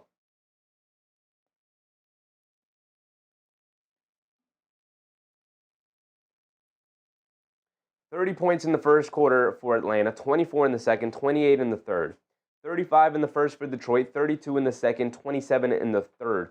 So they've slowly, Atlanta has turned up the defense and started to figure out ways to slow down Detroit here. Detroit has scored less points as the game has gone on per quarter.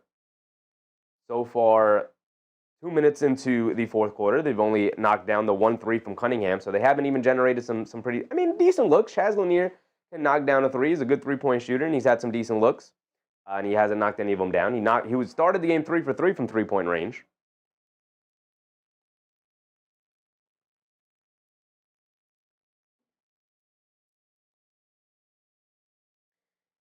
On the court right now, the Pistons with Stewart, Cunningham, Ron Holland, All-Star Thompson, and Chaz Lanier. Lanier knocked down his first three threes of the game, missed his next threes, now 3 for 6 overall. All-Star Thompson is 4 points, 1 rebound, 0 assists. Not a great night for All-Star Thompson as he makes his return from injury. Cade Cunningham also makes his return from injury tonight with 19, 6, and 10 assists. The double-double man has come back. Okongwu sitting with 21 points. Is Okongwu making that leap, man? Therefore, what's up, Therefore? Why Duren not in? Because he's probably getting his break to start the fourth quarter. He'll get in around I'd assume, the 8-minute mark, 7:38 minute mark. If not even sooner than that.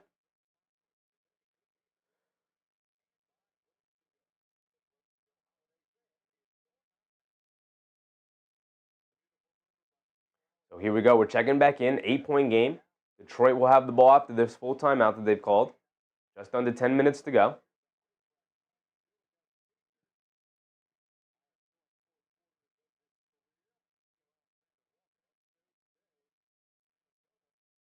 Cunningham inside the Stewart, goes up. Can't get the layup to go. Can't get the tip to go. Fight for the rebound. Alexander Walker tips it over to Cade. You're Isaiah Stewart, you got to get one of those to go. Alexander Walker out to Okongwu. Tries to hand it off to Alexander Walker. Thompson jumped the passing lane. Almost got the steal. Kicks it out to Cade. Left wing three. In and out. Can't get it to go. Mo Gay with the rebound. Back over to Cade. Left corner three. Can't get it to go. Fight for the rebound. Stewart grabs it. Got to get one of those to go. Cunningham bringing it down. Has it up top. Being guarded by Caleb Houston, who's in the game. Cunningham blows by the defense along the baseline. Up top to Holland. Sprays it over to Chaz Lanier. Way too strong on the three. Quick outlet to Daniels. Daniels a 2-on-1. Pulls it back out. Shoves it over to Krejci. Over to Alexander Walker. Left wing three. He's on fire. Can't get it to go. Fight for the rebound. Ball knocked loose. Daniels able to pick it up in the lane. Throws up the floater. Comes up short. But gets a nice friendly roll as he gets it to drop down. And it's a 6-point game. Forgot to give Atlanta a 2-point basket earlier. It's 97. Oh, I gave 2 points to the wrong side. That's what happened. It's 97-91. 8:42 to go. Cunningham has it up top being guarded by Daniels. Coming to his left. Now coming to his right off the Stewart screen. Pull up three for Cade Cunningham. Just hit one off the back rim on that one. Alexander Walker rips away the rebound, and now they're going to bring it down the other way. Daniels has it up top, coming to his left. Dancing with it against Chaz Lanier. Stops, turns, spins, throws up the floater. Too strong, can't get it to go. Mo! Is that Mo? Mo Gay tips it up and in. I'm a big Mo Gay fan. I've been a big Mo Gay fan since last year. Saw him play with the injury-depleted Atlanta Hawks. He got some minutes, and now part of the rotation, playing very well. Instrumental in this run with his energy and effort. Cade Cunningham trying to bully his way down to the basket. Misses the layup. Fight for the loose ball. And a foul on, I believe, Mo Gay. Trying to hold off Isaiah Stewart on the glass.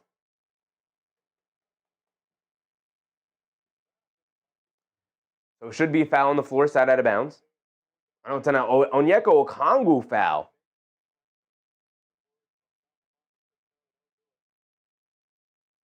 An Okongwu foul. Okongwu now with 4 personal fouls. Not good. Not good.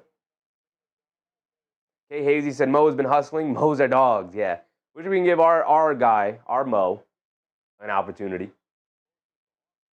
Dennis Jenkins is in the game. Get it over to Javonte Green. Down low to Cunningham. Nice cut from Cunningham. Sealing off Daniels. Gets a nice easy layup. Good pass from Green to the inside cutting Cunningham. Dyson Daniels has it up top. Gets it over to Okongwu. Gets it over to Daniels. Driving it down now. Shovels it down low to Alexander Walker. Fall away jumper in the paint. Comes up short. Daniels with the offensive rebound. Out to Jalen Johnson for a 3. And he splashes it. And it is a 3-point game, everybody. You got over the second hump. You got it to a single possession game. Now can you get over the final hump and get the possession? Javonte Green in the corner doesn't want to take that 3. Gets it out to Robinson. Robinson coming to his right. Puts up the 3. Too strong, can't get it to go. Good box out and rebound and a foul on Jalen Duren.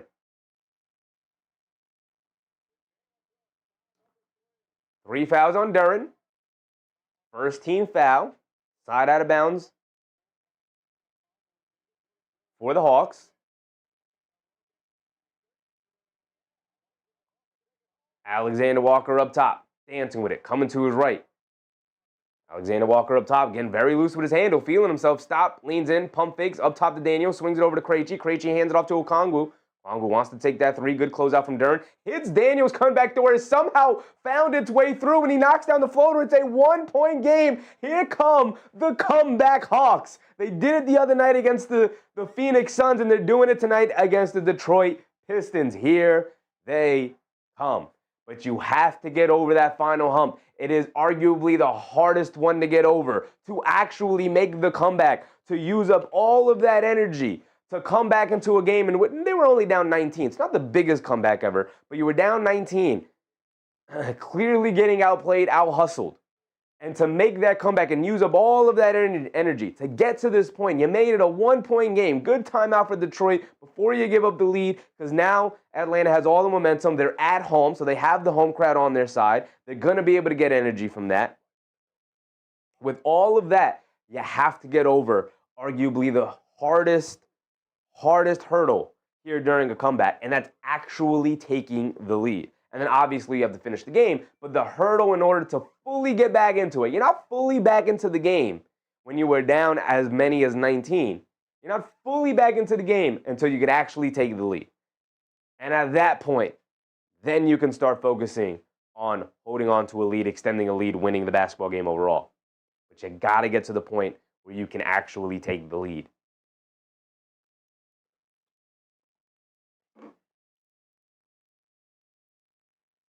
Daniels now with 12. 12, 8, and 6 for Daniels. 25, 6, and 7 for Johnson. Both of those guys on triple-double watch. Cunningham with 21, 6, and 10. He's on triple-double watch. Alexander Walker with 16 tonight. He's 0 for 7 from three-point range. If Alexander Walker could have knocked down some of those perimeter shots, they would not have gone down by as many as 19. But you could say the same thing about Cade Cunningham, who's also 1 for 7. Not also 1 for 7, but he's 1 for 7. And Alexander Walker's 0 for 7. So a pretty rough shooting night for those two guys going back and forth at it. But overall, the Pistons have gone pretty ice cold from the perimeter. I think the Atlanta Hawks were fixed the time. The time will sync up, brother. It's a 10-second difference. It's all right. The time will sync up when we get back into the game. 6:50 on the game clock. I got 6:39 up. 10, 11-second difference. It's all right.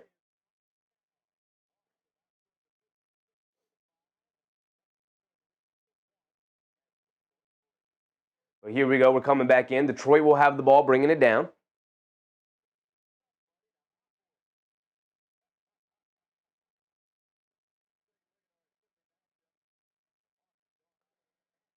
The Pistons, they're going to come out with the same starting five, although the Javonte Green is in the game to start the game, to come out of this timeout here in the fourth.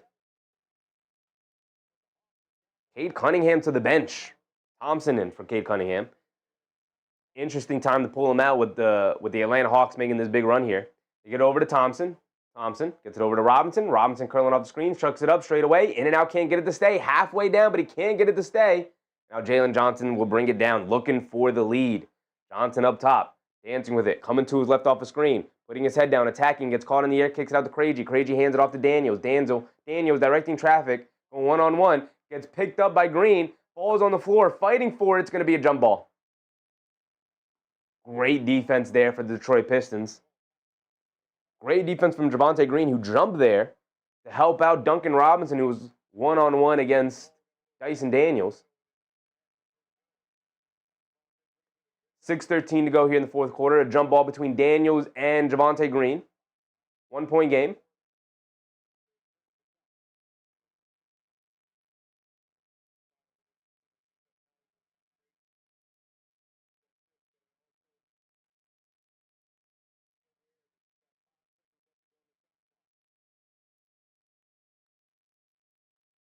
There we go. Now we're going to jump it up.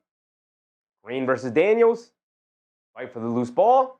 Knocked into the back by Dennis Jenkins. Okongwu on the chase, and Jenkins just rises up with a one-handed jammer. Didn't realize he had those kind of hops in him, but he got the 2 points. Guaranteed the 2 points with Okongwu chasing him down. He said, I'm not going to play with this one. Alexander Walker crossing over to his right, pulls it back in the corner, up top to Okongwu, back to Alexander Walker. One-on-one against Dennis Jenkins, pulls it back out, dancing with it. Alexander Walker, sidestep, pump fakes over to Okongwu. They get right into his jersey, stops, turns. He's got nowhere to go. He's got to chuck it up with the shot clock winding down. Can't get it to go, but a shot clock violation. I thought the official had his hand up for a foul call. No foul call. Air ball for Okongwu as he had to throw something up towards the rim with a shot clock winding down. 5:40 to go here in the fourth quarter. It's a shot clock violation. It's a 3-point game. And now here comes Detroit. Atlanta had their opportunities to take a lead. Like I said, still incapable of getting over that hurdle, even with Cade Cunningham going to the bench after that timeout. Dennis Jenkins has it up top, being guarded by Alexander Walker. Dancing with it, coming to his right, off the Duren screen. Pulls it back, gets it over to Robinson. He's been chucking up threes, but now he blows past the defense. Scoop play with the right hand. Got it to go off glass. Said, I'm more than a three-point shooter. I can attack a closeout, and he gets the layup to go, and the Hawks call a timeout. You would have thought that with Cade Cunningham going to the bench after the Atlanta Hawks cut it to 1 and all of the momentum, J.B. Bickerstaff put his big boy pants on, and he said, watch this. Let me pull my guy out at the normal time I usually pull him out. Usually pulls him out for about 2 minutes in the fourth quarter there to give him a little bit of a breather so that he can come in and close it out. But with Atlanta making that big comeback and getting it back to 1, you would think that he would possibly hold off on that just for tonight, just to make sure that he keeps that lead and keeps Atlanta an arm's distance away. Instead, he sticks to his guns, pulls Cunningham out, trusts the rest of the guys on the team, and they're able to push the lead back to 5, holding off the Atlanta Hawks end of their run.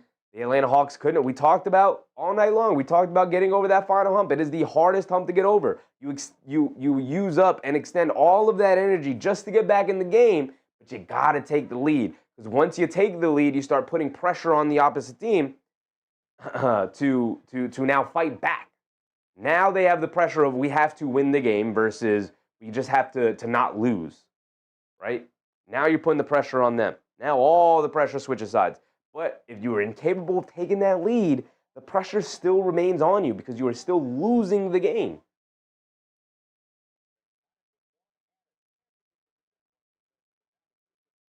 So now here come the Hawks after that full timeout. Alexander Walker bringing it down. Walker coming to his left, dancing with it. Jenkins guarding him. Cunningham still on the bench even after that timeout. Johnson spins, coming to his right, behind the back. Great defense between Robinson and Thompson, and they knock it away from Jalen Johnson, trying to get a little too fancy with that handle. Now Dennis Jenkins has it up top. Another turnover for the Hawks. Great defense from the Pistons. Thompson has it up top. Gets it over to Robinson, gets it over to Duren. Duren in the post being guarded by Okongwu. Okongwu with the 4 fouls. Duren going right at him. Along the baseline, goes up with the layup, can't get it to go, but that's because he's fouled by Okongwu, his 5th foul. It's going to send Jalen Duren to the foul line with 2 free throws with 4:50 to go here, and they could extend the lead up to 7. After all of that, cut it to 1, and now extend it back up to 7.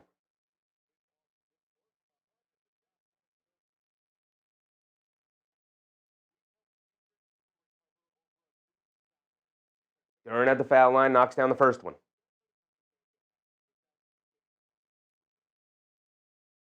Big free throws for Duren to continue to extend the lead. Just under 5 minutes to go here. Duren knocked down the first one. You want as many points on the board here.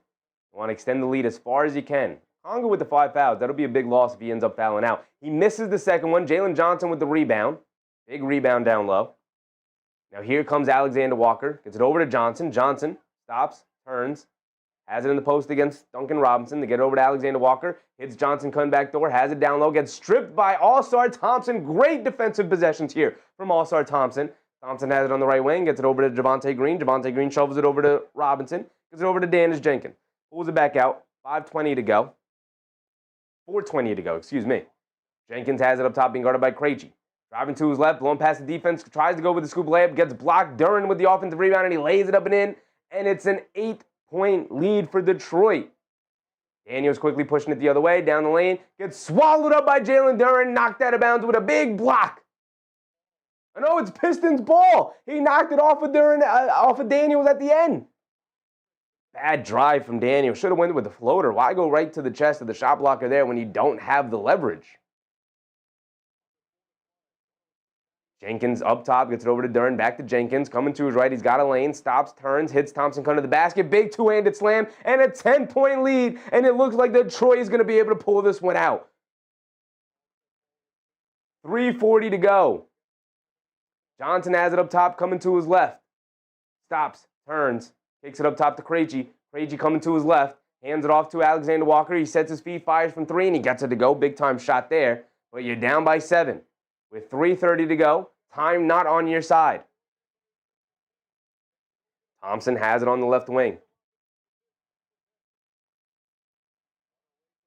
Jenkins being guarded by Daniels. Jenkins dancing with it, coming to his right, crossing over to his left, pocket pass to Duren, down the lane, kicks out Javonte Green, an open 3, comes up short, can't get it to go. If you're Jalen Duren there, you just got to go get that. You just got to go get that bucket. Don't kick that out to Javonte Green for a 3. You're the guy. You're the all-star on the floor right now. Cade Cunningham at the scores table. Now he's going to come back in. Now he's going to look to ice the game. The Detroit Pistons, phenomenal job of building that lead back up. It was a 1-point game, and then they pulled Cade Cunningham out of the game. Phenomenal team win. If Detroit can pull this one off. 7-point game right now. 3 minutes to go. More than enough time. With the momentum on Detroit's side right now. Okongwu has it up top, hands it off to Daniels. Daniels driving to his right against Cunningham, gets tripped up by Thompson. Thompson quickly signals to the bench for a challenge. He looks at the official and he's like, did you call the foul on me? You did? Because I didn't foul him. And he signals to the bench again to call the timeout, and Detroit will use the challenge here. I Like Shoes. What's up, I Like Shoes? Who are you rooting for? I'm not really rooting for anyone in particular. I mean, with the Pistons on a big winning streak, it would be nice to see them lose. But I'm really just rooting for a good game, which is why I've been kind of, if it sounds like it, I apologize to any Pistons fans in the chat. If it sounds like I've been rooting for the Hawks, I have not been rooting for the Hawks to win the game. I'm rooting for the Hawks to make it a close game so we can get an entertaining finish. But I'm not particularly rooting for anybody specifically. Rooting for a good basketball game. Still I Rise. What's up, Still I Rise? Jay Hammer said, no Tree Rollins, Kevin Willis to stop those Motor Pistons.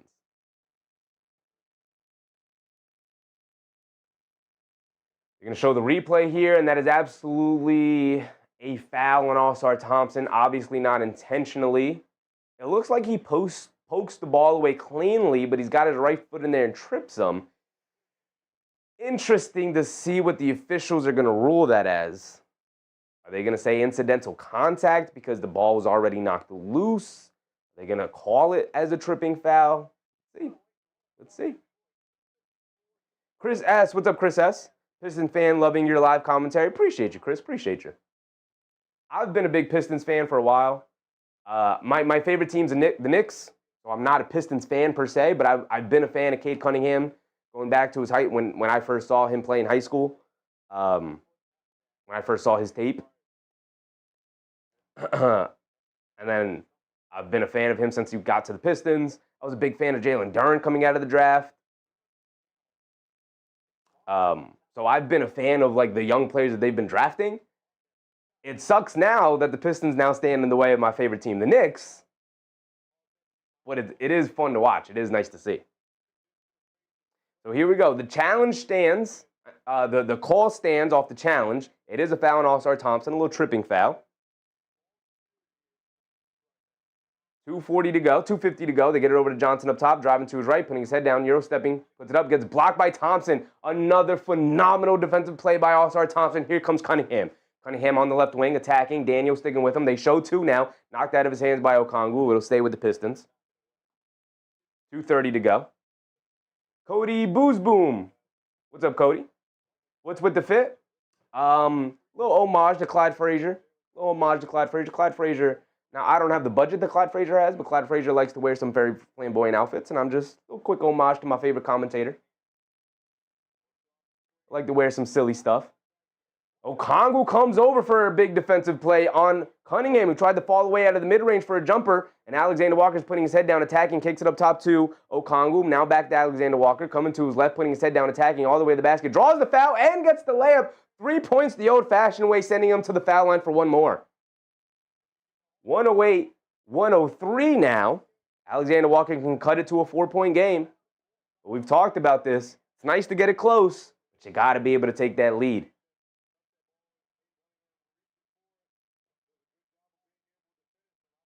Chris S. said, can't watch live unless I pay FanDuel $20 a month. You've been a great alternative tonight. Appreciate you, Chris. Appreciate you. We go live every single night, Chris, from Monday to the weekend. I go live 6 times a night.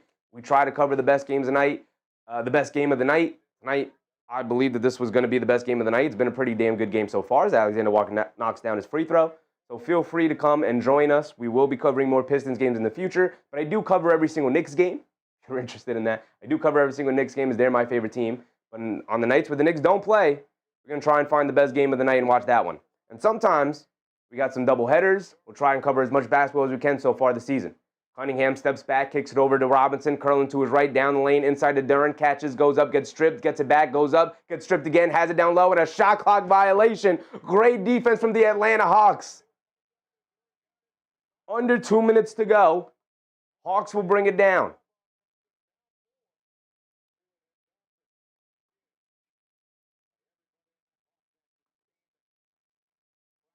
Daniels has it up top, coming to his left, stops, pulls it back out, gets it over to Johnson, high post at the foul line, pivots, springs it out, Alexander Walker catches, pump fakes, goes by the defense, leans in, draws the foul, he's going to go to the foul line of 2 free throws, foul on Jalen Duren.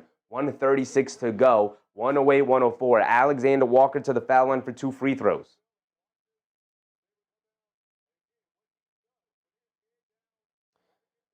Gerardo Reyes, what's up, Gerardo? Yes, go Hawks. What a great win to lift spirits. Hopefully, yeah. Hopefully, yeah. You're not there yet. We got some time left. 1:30 to go. Carlos Spicer, what's up, Carlos? When do you sleep? Right after this game ends, I'm going right to bed, waking up early in the morning, going to work, coming back, probably eating something, showering, maybe taking a 30-second nap, and then a 30-minute nap, and then going right back to going live, brother. Trying to get as much basketball content out there as possible. Do like doing it. I'm watching these games anyway on a nightly basis. Might as well go live and commentate over them, right? Alexander Walker goes 2-2 from the foul line, 2 perfect free throws, cutting it to a 2-point game, 1 possession. 1:30 to go. Crowd is into it. They're on their feet. The Atlanta Hawks bench all on their feet. They get over to Cunningham. Cunningham fakes the handoff, keeps it, has it up top, jab step, being guarded by Daniels, stops, turns, pivots, coming to his left. Foul line, fall away jumper, got it to go. Smooth move from Cade Cunningham. Ice water in his veins. Dyson Daniels bringing it down now. Coming to his left off a Johnson screen to get it over to Johnson, being guarded by Isaiah Stewart. He matches up well with him. Johnson putting his head down, attacking to the basket, hangs in the air, off glass, can't get it to go, fight for the rebound. Stewart able to grab it off the loose ball. Now here comes Cunningham. It looks like the Pistons are going to be able to hang on. Cunningham all the way to the basket, goes to the rim, gets the layup. I thought it was a foul, no foul, but incredible finish from Cade Cunningham through the contact. Now up by 6 with under a minute to go. They get it over to Johnson, putting his head down, attacking, kicks it out. Alexander Walker, right wing three. They need it. Comes up short, can't get it to go. Duren with the rebound, and now here comes Cunningham, and he could ice the game right here. He's going to slow it down with 15 remaining on the shot clock, 35 in the game. Hawks trying to trap, but the Pistons and Bickerstaff are going to call that timeout with 33 seconds exactly remaining. But the Pistons are going to retain possession here, and it looks like they're going to be able to sneak away here with a great fight from the Atlanta Hawks, but just couldn't get over that final hump. We talked about it. You expend so much energy coming back into a game when you allow yourself to go down by as many as 19 points. You expend so much energy just to get back into the game. It's difficult to get over that final hump and actually take the lead, actually take a winning stance.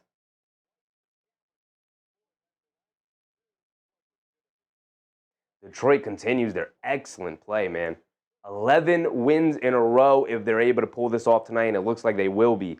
11 wins in a row for the Detroit Pistons. This early in the year, giving themselves a ton of space between them at the top of the East. They're 12-2. They're going to jump to probably 13-2 at the end of the night. And the rest of the East, where every team has at least 5 losses. I mean, look, one quick 3-game losing streak for the Pistons, and there goes that lead in the standings. But you'll want to build as big of a lead as you can if you're the Detroit Pistons, because you know the Knicks are likely going to be there. You know the Cavs are likely going to be there. The Pistons were always going to be there, of course, but they weren't seen coming into the year as a part of that top-tier group with the Knicks and the Cavs. And I think to start the year, they were like, oh, yeah, watch this. Watch this. And they have announced to the NBA, oh, we're here. We're not the spunky Pistons of last year. No, we're legit East contenders Pistons. Try to come play us. Try to think we're going to give these games away. They got all the confidence in the world right now. They believe in themselves. They believe in each other. I mean, Cade Cunningham went out like 6 minutes to go in the fourth quarter, came out of the game and was out for like a 3-minute stretch, and the Pistons extended the lead in that time. They get it into Duren. They immediately foul with Alexander Walker. It's going to send him to the foul line for 2 free throws. Obviously, they got to play the foul game now. Down by 6 points. They can't afford to try and play some straight-up defense. But they weren't in the bonus. Now, I don't think they're still in the bonus. I think they have to foul one more time. Karen said, and we can win without our big. Well, Duren and Stewart did play. The bigs did play. The important bigs did play. Get over to Stewart. Stewart all the way in the backcourt. That's the guy they're going to want to foul. Pistons will oblige, putting him at the foul line. Seem very confident in Isaiah Stewart's ability to knock down these clutch free throws here. 30 seconds remaining. Not a lot of time came off.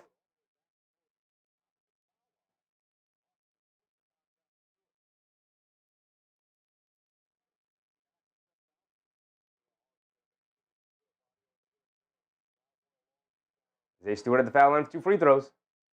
Not known for his great free throw shooting. Interesting that the Pistons were like, go ahead, Isaiah Stewart, you take these clutch free throws. He knocks down the first one. Nothing but net. A perfect free throw. Got another one coming.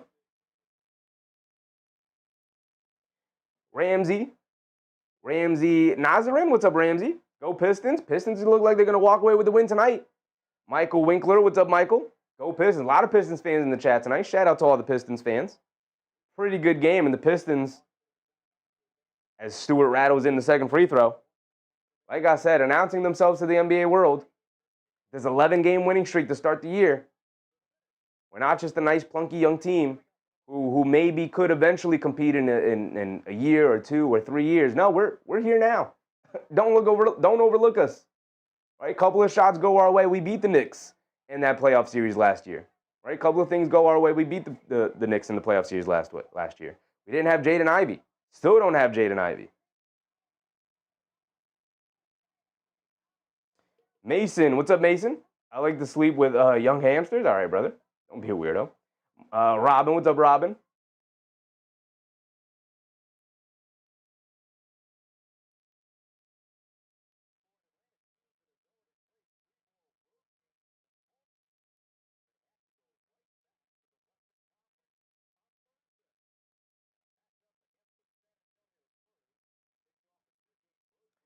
Cunningham with 25, 6, and 10. Will likely end his night.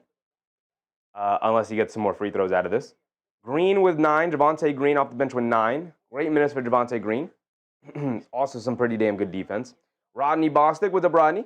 Need them to foul Cunningham. You need more points from Cunningham, Rodney.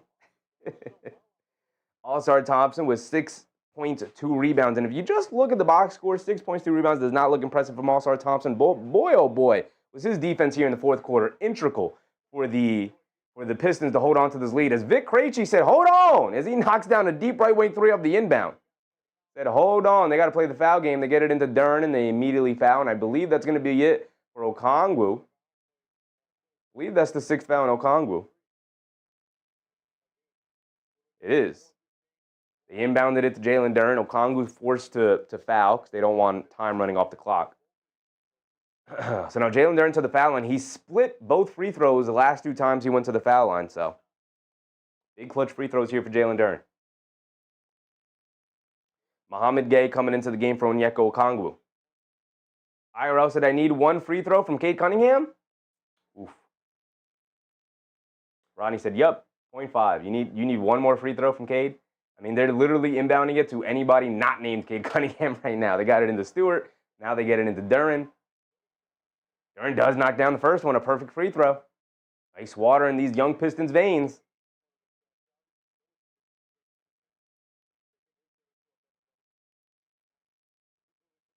Jalen Duren knocked down the first one with a perfect swish. Knocks down the second one with a perfect swish. And a timeout from the Hawks with 26 seconds to go. Down by 7 here. D. Grant said the Pistons might be the Cavs of this year. Maybe. Marco Polo, what's up, Marco? Thanks for the coverage from Gainesville, Florida. Appreciate you, Marco. Appreciate you.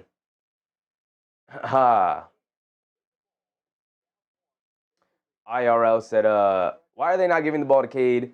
Why they don't want him to shoot free throws? I think they're just giving it to the open man. I think they just fully trust everybody on this team to knock down their free throws. Maybe everybody except for Thompson. Thompson is a sub 50% free throw shooter so far to start the year. Wilmark Solano, what's up, Wilmark? Pistons will win? Probably. Very high chance they win. What is the probability? Win probability is 97.9% according to ESPN's calculator. Velivel 4, what's up, Velivel?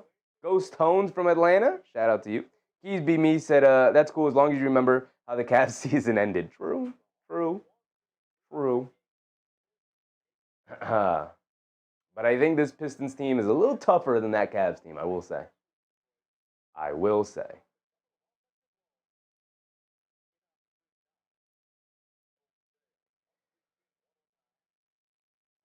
So the Hawks get it into Krejci. Krejci turns and fires, looking for a foul. And he swishes another one? Just turned and chucked it up there, and he swishes another one. Vic Krejci is saying, hold on. They get it into Duren, gets it over to Thompson. They foul Duren immediately.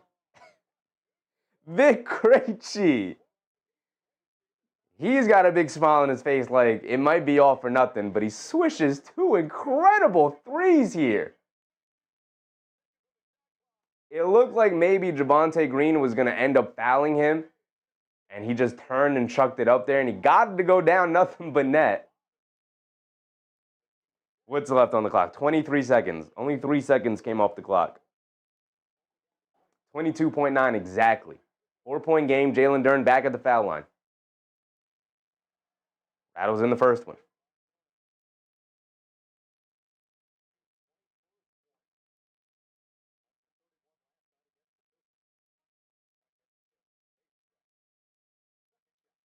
Duren rattled in the first one. He's got another one coming.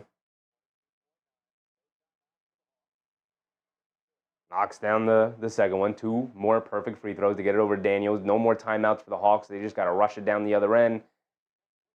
Get it over to Daniels. Daniels pump fakes back to Johnson. He's going to chuck up the straightaway 3. Can't get it to go. How does that ball not touch Krejci's hands? He just knocked down 2 incredible threes. Just allow him to chuck up another one. Just run the handoff with him and just let him chuck it up there. Who got that rebound? Duren? Duren with the rebound. He gets fouled yet again. Vellivel said, just got off a flight here in Atlanta, and you were clutch tonight because I couldn't go to State Farm Arena. Appreciate you, bro. Appreciate you, Vellivel. Thank you for hanging out with me tonight, man. So Jalen Duren able to pack on now 5 points here at the end. Pad them stats, brother. I'm a big fan of padding the stats. Pad them stats, brother. Pad them stats for sure. But with 12 seconds to go, Detroit knocking down all their clutch free throws here. Jalen Duren knocked down 5 in a row, now 6 in a row. Knocked down all 6 free throws on his 3 trips to the foul line. They get it over to Daniels. Daniels over to Johnson. Johnson over to Mogay. They turn it over. And that's going to be the end of the game. 120-112 is our final score. Will Mark said, shout out from the Philippines. Shout out to you, Will Mark. Shout out to you from the Philippines, my man. Detroit walks away with a victory here tonight.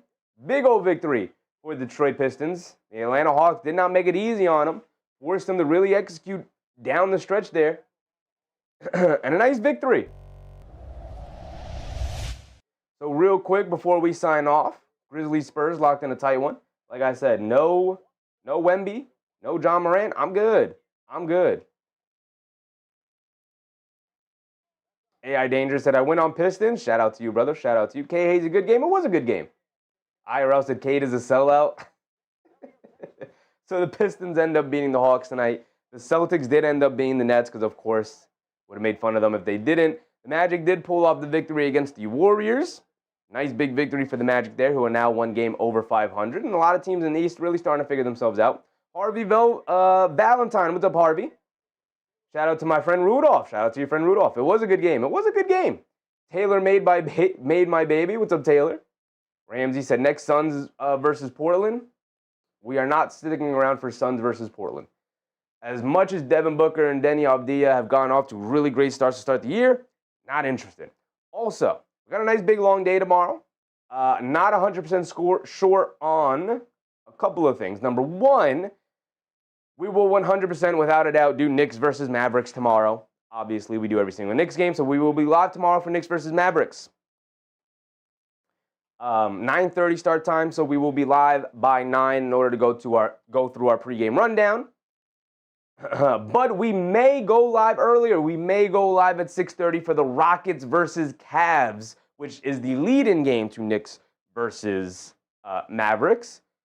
All depends on how I feel after work. If I've got enough time to go through it, I will go through it. If not, you'll definitely see me by at least 9 o'clock tomorrow. We'll do the Knicks game, of course. But maybe keep an eye out. We might do Rockets versus Cavs. Not set in stone yet. It's a possibility. We'll see how it goes. We'll see how I feel. But we will be live again tomorrow and the day after, of course. So if you guys enjoyed yourself tonight, go ahead, subscribe. Appreciate y'all. We will be back, of course, tomorrow and every day after that for the rest of the NBA season. I appreciate you guys. Of course, shout out to all of our channel members over here. Shout out to all of our channel members who financially support the channel. Helps do what I do, somewhat possible. Channel does not really make any money, so I appreciate you guys who want to financially support. It's very cheap. It is about $2 or $3 a month if you would like to do so. You don't have to, but I'd appreciate it. Thank you guys for hanging out with me. As always, appreciate you guys. Have a good night's sleep. Make sure you brush your teeth before bed. Make sure you get your 8 hours. And make sure you take a shower, because some of you stink. And I know you do. Appreciate you guys. I'll catch you on the next one. Good night, everybody. I'm out. Bye.